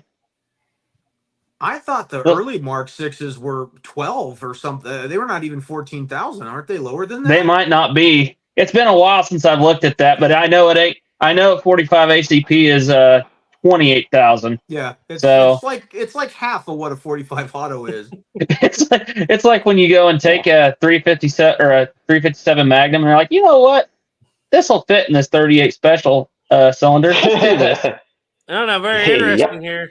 Gray Pilgrim said he loaded a MS-45 ACP in black, had to try it on a 1911. Worked 2 mags, but the 14th round it jammed. Aw. I think Hickok 45 loaded a Glock 9mm black powder, and I mean it would cycle it, but it was just barely kicking. I mean, Yeah, it was like case was just kind of falling out the side of the slide. it was a cloud. I remember that much. I've been into 44 special a lot here lately. I even asked Plowboy to make a video for me on it, and he did today, which I was appreciative of. But I'm really interested in, and I know a lot of cowboy action shooters have done it, but max 44 special black powder. Everybody says 26 grains, but those are also the same people that say you can't get 40 grains into a Colt ground. So anybody here mess with black powder 44 special? I got a cylinder for my 4440 to shoot 44 special, and that's as far as I got with it. What did you load a black powder? No, I never even bought the casings. Yeah. I just got the cylinder, fitted the cylinder of the gun, and then I was too nervous to try because I didn't want to blow my gun up. I guess modern 44 special is, or 4440 is 429, isn't it? 428. 428, yeah. It's changed over the years. Well, Yeah, the reason they did depends. that. Oh, sorry. Go ahead, Jake. It depends. I've read a lot of stuff from guys that have a 44 special and a 4440, and sometimes they'll have the same bore, sometimes they'll be different. It kind of depends. Yeah, Birdie kind of standardized all the 44 caliber guns. Yeah, I would expect them to. Yeah. I was commenting on one of the groups I'm on Facebook. Some guy was saying he was having terrible luck with his Cimarron 7.5-inch barrel and 4440, and I asked him, I said, what ammo are you using? And he says 427 bullets, and I'm like, there's your problem. Yeah, they're probably keyholing at 50 yards because he said it was shooting a 4-inch group at like 20 paces, and I'm like, yeah, you got to go to a 428 or it's not going to do very well. Yeah. Lifted Above said Wikipedia says 21,000 PSI Sammy for 45 ACP. That's probably right, and Jake's probably right. It's probably 12,000 for Webley. Yeah.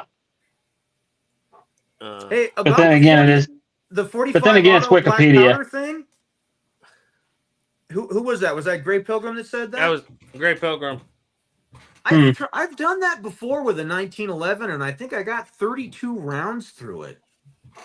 Doable. Yeah, and it was cranking them out. Yeah. You can't beat 1911. Yeah. There's one over there too. In fact, it's good to know that you can. Jake, would you ever try a 44 mag 3F 255 Keith hardcast in a Ruger Old Vaquero Bisley with a wad? It may be limited to 25 grains. Would I try that? Yeah, I'd try that. You're not going to touch what that gun will handle with black powder. It don't matter. I get that those heavy bullets cause a lot of pressure in, like you birdies, but you're not going to get near, that 30,000 PSI plus whatever that gun holds. It's more than that. What is 44 Magnum in Ruger? It's well, I've actually done that before. I think it might be closer to 60, but don't quote me.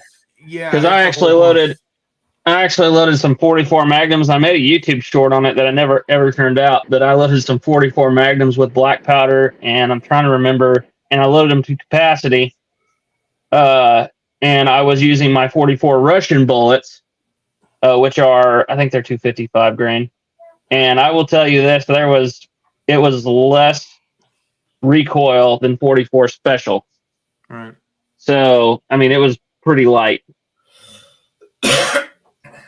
Yeah, because you're only getting, 25, 27 grains in there, something like that? I think I was getting 26, but that was also over a year ago. 44 special supposedly has a standard of 26 black powder grains. Yeah. And so I would imagine you were getting closer to 30, would be my guess. Yeah. But I think I was also using 1F. So Yeah, so that's probably probably why. a 725 foot-pound or feet per second rig there. Probably. Tell you what, one time I loaded my 4440 up with 3F, 428. I forget what the weight of the bullets were, but it was 3F powder, Magnum CCI primers, and that thing kicked harder than any 44 Magnum I've shot. Yeah. Quarter-inch You know, barrel. you get a 7.5-inch barrel, you're going to top 1,000 feet per second with that 40 grain load. But You know, Garrett, I think you're right. that thing, that gun turned around in my hand. I was sitting there looking down the barrel. And I was like, "Oh, it's a little hot, A little spicy. Well, I think you're right, Garrett, because I get 23 grains in my 44 Russian. Yeah, cartridge. That's the literal difference between, because believe it or not, they in 1907, whatever, when 44 Special came out, they were still loading a lot of that with black powder. I can't remember who wrote it. Mm-hmm. One of the writers at the time was like, we don't have a pistol smokeless powder at this point that will outperform the black powder in the case. And so they were still selling them with black powder. And the one thing that they were pushing on the 44 Special in 1906 was you can get 3 more grains from 23 to 26.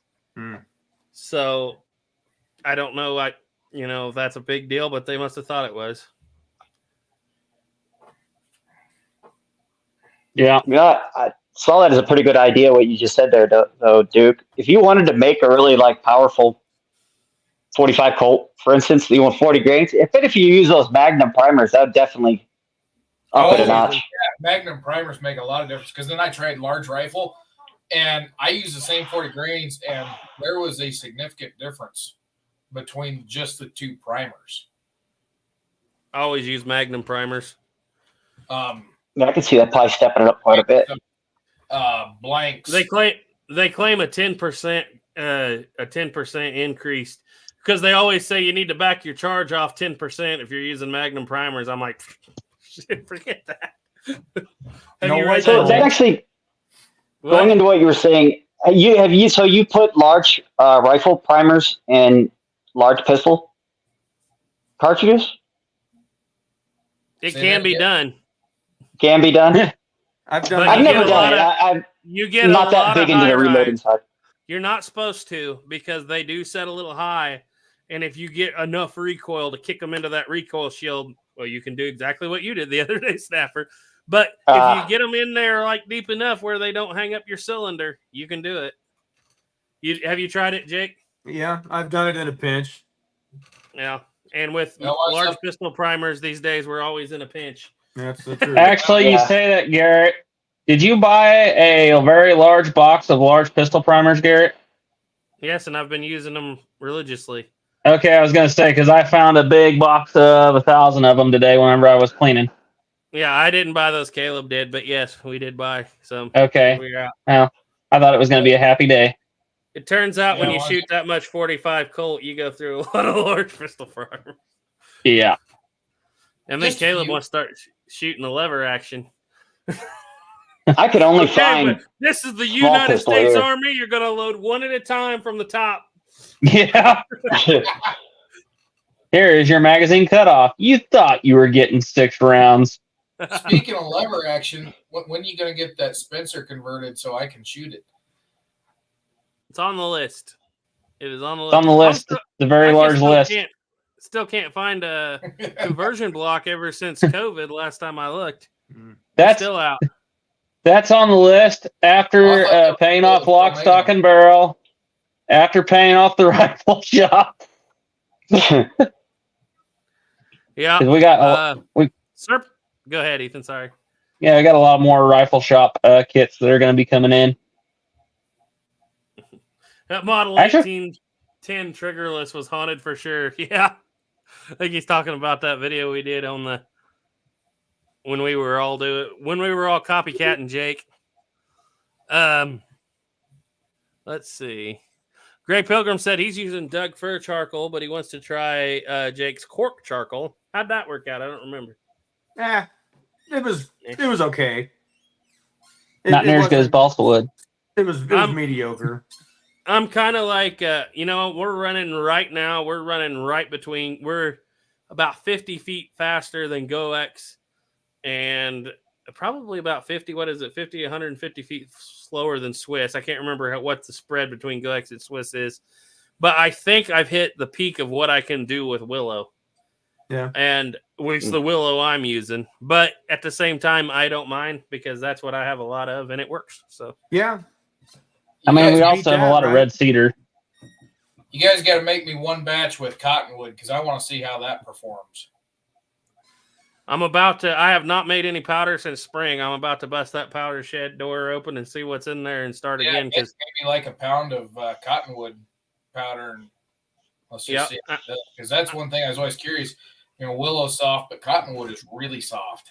Mm-hmm. Really soft doesn't always make it better, though. Yeah, well, I was just curious because I had one guy tell me the softer the wood, the better it was. Then I had some other guy tell me that the harder the wood, it was better it was. So I'm kind of out there. I've never tried to make it, so I don't know. Yeah, there's a lot of people that will tell you that the softer the wood is, the better, but that's really not entirely the case because buckthorn is hard. Right. And it makes the most powerful powder. It might not be the cleanest, but it makes the most powerful powder, and it's hard. So it's not also always the case. It's also easier to get it to the right compression when it's a little harder. Yeah. That fluffy charcoal is... Maybe try some Osage orange. That might be a little too hard. Yeah. No, I got to go out there and I got to make some arquebus powder, some historic arquebus powder this week, which I can't remember. I have the recipe for 17th century arquebus powder. It's actually different than the musket powder of that time by quite a bit. It's more charcoal. I think they were trying to not build as much pressure in those smaller barrels. Yeah, but that's what we got to use in the wheel lock because that's what they would have used as pistol powder, from what I can Well, understand. yeah, that probably would be the case because those arquebuses, if you look at the original barrels on those, man, they really made those things thick. Yeah, but just for that reason. Last year we did 17th century musket powder, and I can't remember. I have all that written down. But when I go in there, I got to try. I just got a new batch of potassium in. Charcoal's all made from last year still, so I'm pretty well good to go. I just got to get in there and do it. One idea somebody brought up actually on your channel, Jake, that I was reading in the comment section that I'm going to try is I've kept all my split brass with a split neck, after so many times of using, and I have some brass milling media ball, but I'm going to take those and try filling them up with lead and then crimping the top over and hammering them. And so I have a heavy, smaller. Have you tried that? Or have you heard of that? Yeah, I started with that. It was a chore, but I think I used 9mm and 40 Smith & Wesson cases because they slide into each other really nice. Yeah. And I filled it up with lead shot and then I epoxied them together. Okay. But after, I don't know, maybe 2 or 3 batches, one of them opened up. And after that, I just bought brass media and just used that. So that might work. So they were telling me take either 45 cold or even better, shot out 45-70, fill it about halfway, and then bend it over and then hammer the brass down. That probably would be. You probably don't have to worry about that coming apart. Yeah. I always used lead and got along just fine, but we can always do something better, I guess. Always got to try something new. Oh, God, there's one thing. Have you guys seen that? Means we're talking about reload stuff. Have you seen the trailer for the new Nick Cage movie about the Buffalo Hunter? I told you about that like a year ago. It's called a cross trail something or. Yeah, whatever it is. I didn't know the trailer was out for it. Yeah, the trailer's out. So he's sitting there reloading bullets. He's holding a bullet in one hand, and he's got a hammer in the other, wailing on the nose of that bullet. I'm sitting there thinking, you got a chamber that. It is. Everybody was It talking does about. fall off in his hand. Everybody was talking about this was going to be the most historic Dodge City, Kansas to Wyoming and Montana buffalo hunting movie ever, and I was like, yeah. Now you just destroyed my faith in it. I mean, he's got a brass hammer, and he's whack, whack, whack, whack. You got to see the chopper. I'm like, you don't crip him like that. There was an Did he actually cripping pliers? Did he actually show the bullet though when he was doing it? They're like sitting Oh, so he just hitting it because there is a deal that was a loading tool back then that slipped over it, but not that, huh? Yeah, no, it was a hammer. No, yeah, I found pictures, some pictures of original reloading tools, and like in those early buffalo hunting days, there was multiple parts. You had a primer seeder, you had your little crimping tools. Once you'd seat the bullet, it was a pair of pliers, and you just kind of. Actually, if you go watch the movie Valdez is Coming, yeah, when he's sitting there getting ready to do that scene with those sharps, and he's sitting there loading his bullets. That's what Burt Lancaster. Yeah, Burt Lancaster. Yeah, that's what he should have been doing. No, he's sitting there, boom, boom, boom, boom. And I'm like, what are you doing? Okay, guys. Okay, the modern YouTube commenter in me would be standing there behind him saying, well, that's because you have modern brass. If you had an original balloon-headed case, you would be able to get that bullet right down in there. But since you have modern brass, you can't do this. Too much powder. And don't you know this powder is more powerful than that powder anyway? Oh, that's hilarious. Now I gotta look it up. Yeah, I didn't see that now. All right, is everybody good to go for 15 more minutes? We're about might as well. 2 hour mark. Okay. Yeah, Gray Pilgrim said he was going to try that in the 1911 again, only using Blackie's gun butter. Ooh. That's a good idea. I never thought of that. Hiram Hillbilly asks, is there a line between grains for black powder loads and cartridges to either choose a large primer or magnum primer? 25 grains for large primer, 30 plus for magnum primer. Butcher's Crossing, yeah. Do you know what he's getting at there, Jake? The answer is no. Run whatever you got. Yeah, it's not going to hurt it. People will tell you to back your powder charge off 10%, but nonsense. The gun will handle it, I promise you. Well, I shouldn't say that, but most modern replicas will handle it. Okay, if you're talking about black powder, yeah, it's going to be fine. Yeah. Louisiana Gray said, where do you access sulfur? Duda? Yeah, that's where I buy it from. Actually, the last batch I still bought was from Skylighter. And that was when I first started making powder. So I ordered 10 pounds of potassium nitrate, 10 pounds of sulfur. It's going to be like 3 years before I get through that 10 pounds of sulfur. I got a bag of sulfur flour off of Amazon. And potassium nitrate, just go buy, what is it? There's one company that makes Stump Killer. That's just straight potassium nitrate, but it's pretty coarse. So you have to kind of. It doesn't work as well as you think. Let's put it that way. We tried that right off the bat. Yeah, it's not very pure. Well, and if you try using the Stump Killer, make sure it's the brand that actually uses pure potassium nitrate, because there are some that don't have potassium nitrate in them at all. And it's kind of funny. The second I started making ammo, you could find potassium nitrate Stump Killer, but the second I started making ammo, all gone. All they have is this new formula, but doesn't have any freaking potassium nitrate in it at all. The stuff I got ortho, but yeah, you got to get the high dollar stuff. You can't get the cheap stuff. Well, that Duda saltpeter that I got here recently, what was that, 15 pounds? I think it only cost like $35. Yeah, it's not that expensive. That's what I run through the Duda stuff. And it's pure. It just needs to be ground.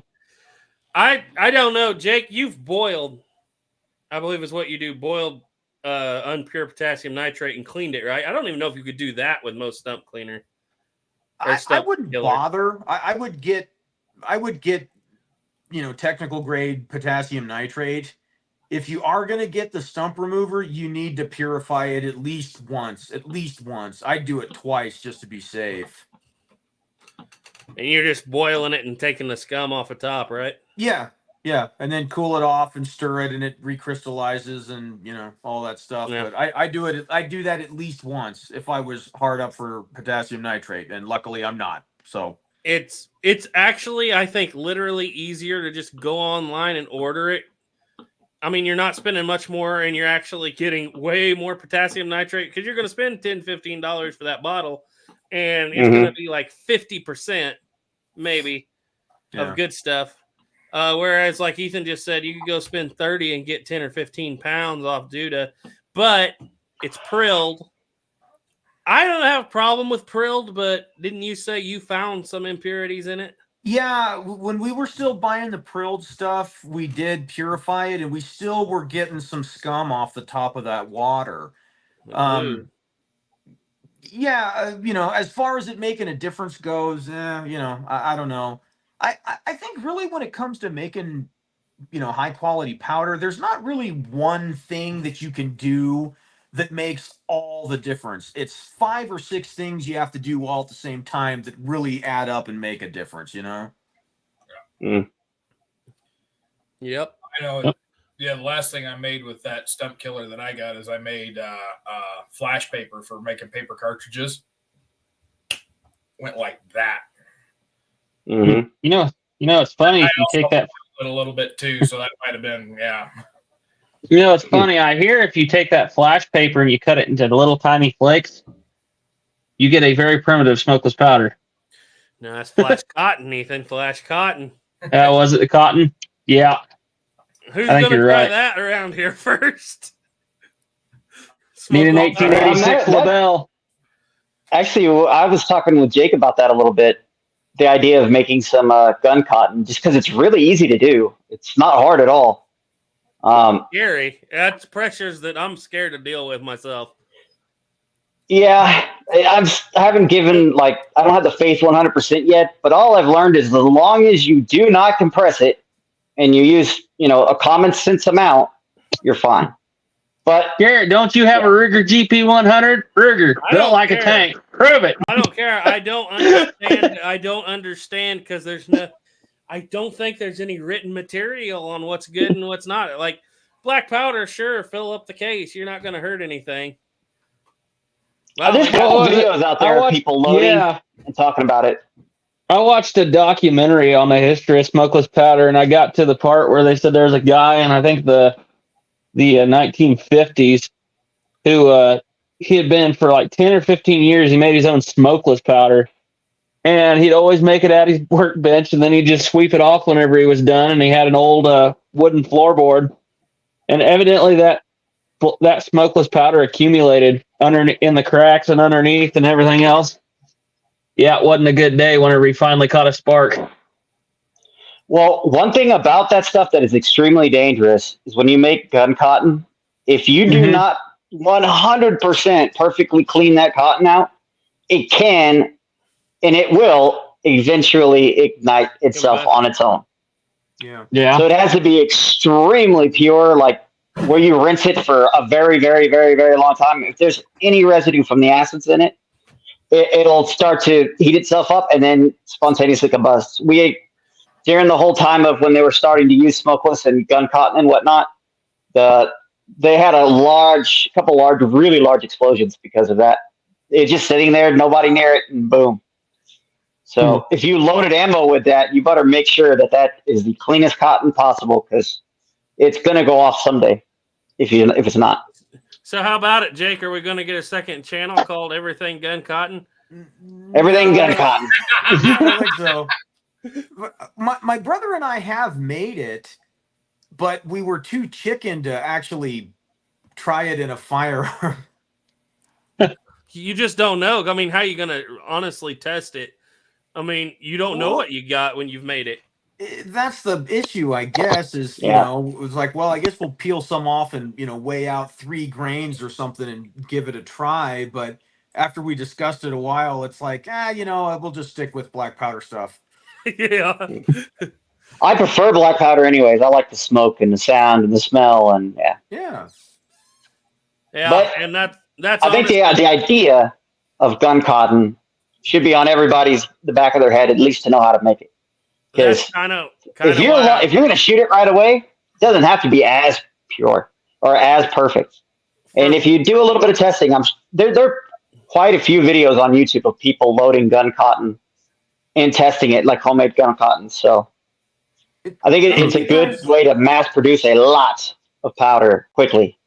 Maybe you guys know about this, but isn't cordite the same thing as gun cotton, but it's something added to make it more stable? Isn't that what cordite is? I'm not 100% on that. I'm not. Yeah. Okay. I think cordite. I know it looks like cordite is a nitrocellulose powder. Like it's a nitrocellulose process, so it's kind of using the same thing as the gun cotton. I don't know. Forbidden spaghetti. The forbidden spaghetti. Yeah, I thought I remember reading something about it was the same thing as gun cotton, but it was something was added or it was treated different where it was in those spaghetti sticks and that made it more stable. But maybe I'm mistaken. I don't know. You might be right. What'd you say, dude? It burns really hot because when I got my 6.5 Carcano, I got a bunch of ammo with it, and it was not like crimped like modern ammo. It was like a 3-point crimp on the bullet, so it let moisture get in over the years, and the pipe went bad. So you know who else does that? The Russians used to do that too. Yeah, got them a 7.62 25 over there like that. I pulled the bullets out of it and I dumped all the cordite out, and it looks like little. This looked like spaghetti. Little brown beads, like those tube glass beads. They were long little tubes, but anyway. I dumped a bunch of it in a magnetic tray because that was the only thing I had. And I'm like, well, I don't want to throw this out and let the dogs lick it up. So I thought, I'll just hit it with a torch. And so what was it? It was 15 rounds that wouldn't go off. So I dumped them into that thing, and then I took a blowtorch and touched it off, and it burned slow, really slow. And when it was said and done, it had melted the pan on that magnetic tray. Just like thermite. Yeah, it burnt slow and hot. Serpent Hansa said, have a good night, everybody. Jeremy P. had a question up here. A good question. Does adding graphite help with fouling or more consistency? Personally, I don't think it does either. All it does is make it incredibly hard to get a matchlock to go off because it raises the burning point up too high. Right. Yeah, basically it's kind of a protective against static electricity. And I always thought it was for moisture. Because they only do that, I think, in theory, because they put it in containers and ship it all over the world where it's moving and shaking for, days, weeks, or months or something. Anytime I've ever tested the graphite thing, and I've tested it more than a few times, graphite did nothing but make it slower. It cost velocity. It lowered the velocity by sometimes up to 100 feet per second. And it didn't do anything as far as the fouling was make it easier or better or worse or anything. So the only thing I've ever been able to observe is it makes slower burning powder. And that's a deal breaker for me. Right. And that's something we brought up because I think it was Hoffman Reproductions had that video a couple months ago where he read the Swiss. And we don't know, obviously, if this is still the Swiss recipe, but they claim no graphite in their powders. But for some reason, I've tried Swiss, I've tried GoX, I've tried GoX Old Einsford, because sparks are really, really hot. Match cord is not as hot as sparks, even a burning match cord. And so you've got to flat out get some powder that goes off. Homemade powder in that matchlock will every time. It's a beautiful thing to shoot because there's no trigger snap, no flinch. You just lower that in there real easy. You don't know when it's going off, so you don't have a chance to flinch. But every time it'll go off. But for Swiss, it won't. And I think GoX might have graphite in it. That might be why it doesn't go off. But I'm not sure about the Swiss. Swiss is graphited because there's one day when I was in college, and this was back when we was young, dumb, and didn't let a thunderstorm get in the way of us going out and shooting. And I'm sitting out with this thunderstorm overhead, and I was trying to load Swiss down the barrel of my muzzleloader, and there was enough static electricity in there. That Swiss would not go down that muzzle. It would dance all the way around that barrel, but there was enough static charge in that barrel. It wouldn't go in the hole. I'm sitting there pouring it over the hole, and it's just pouring around the outside of the barrel. I'm like, damn. Can't even load it. All right, we're getting down there, guys. I want to get through these comments. Gray Pilgrim said he tried Stump Killer. Meh. And it didn't work. He said, Louisiana Gray said he tried Stump Killer. I don't think it's working so well. Got my weight up. The weight is good, but I'm not getting the precious pressures. Let's see. I'm just reading through here, see if we got anything else to address before we go. Gray Pilgrim said nitroglycerin. He tried it only once, a tiny amount. He said, "Great. What is brown powder?" I think that's what we're talking about. Hatcher's notebook has everything you need. Gotta go. Thanks for hanging out with us. So that's pretty well it, guys. I appreciate y'all coming out. We've ran 60 on all 3 channels most of the night. Appreciate Jake just jumping in here spur of the moment. I should have asked him beforehand, but sometimes people like to have a lot more time to prepare. Not Jake. He jumped right in there. Oh, well. It was fun. Snapper, you got anything coming up? Yeah, I got to finish making that little bit of history on that Winchester that I can release. I want to release the history and the shooting video at the same time, like together, instead of breaking it up. But yeah, I just got to finish that and a lot of other stuff. So I have like 4 guns that I got to edit. Yeah. So, Duke, have you released any more Johnny Reb, Billy Yank that I haven't seen? No. I only seen the first one. I gotta once we're done with the chat here, I gotta ask you what the heck I was gonna film the one about the other day because I done forgot what that idea was. Yeah, it was. It had to do.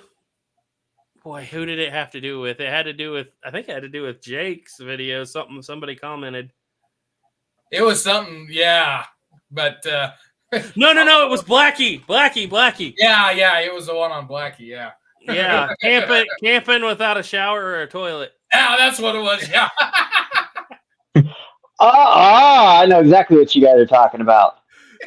I don't know. I've never been camping where they had a shower and a toilet. I don't know where that is, but evidently this guy camps there a lot. Well, apparently, I'm not sure, but this guy is more troll than person.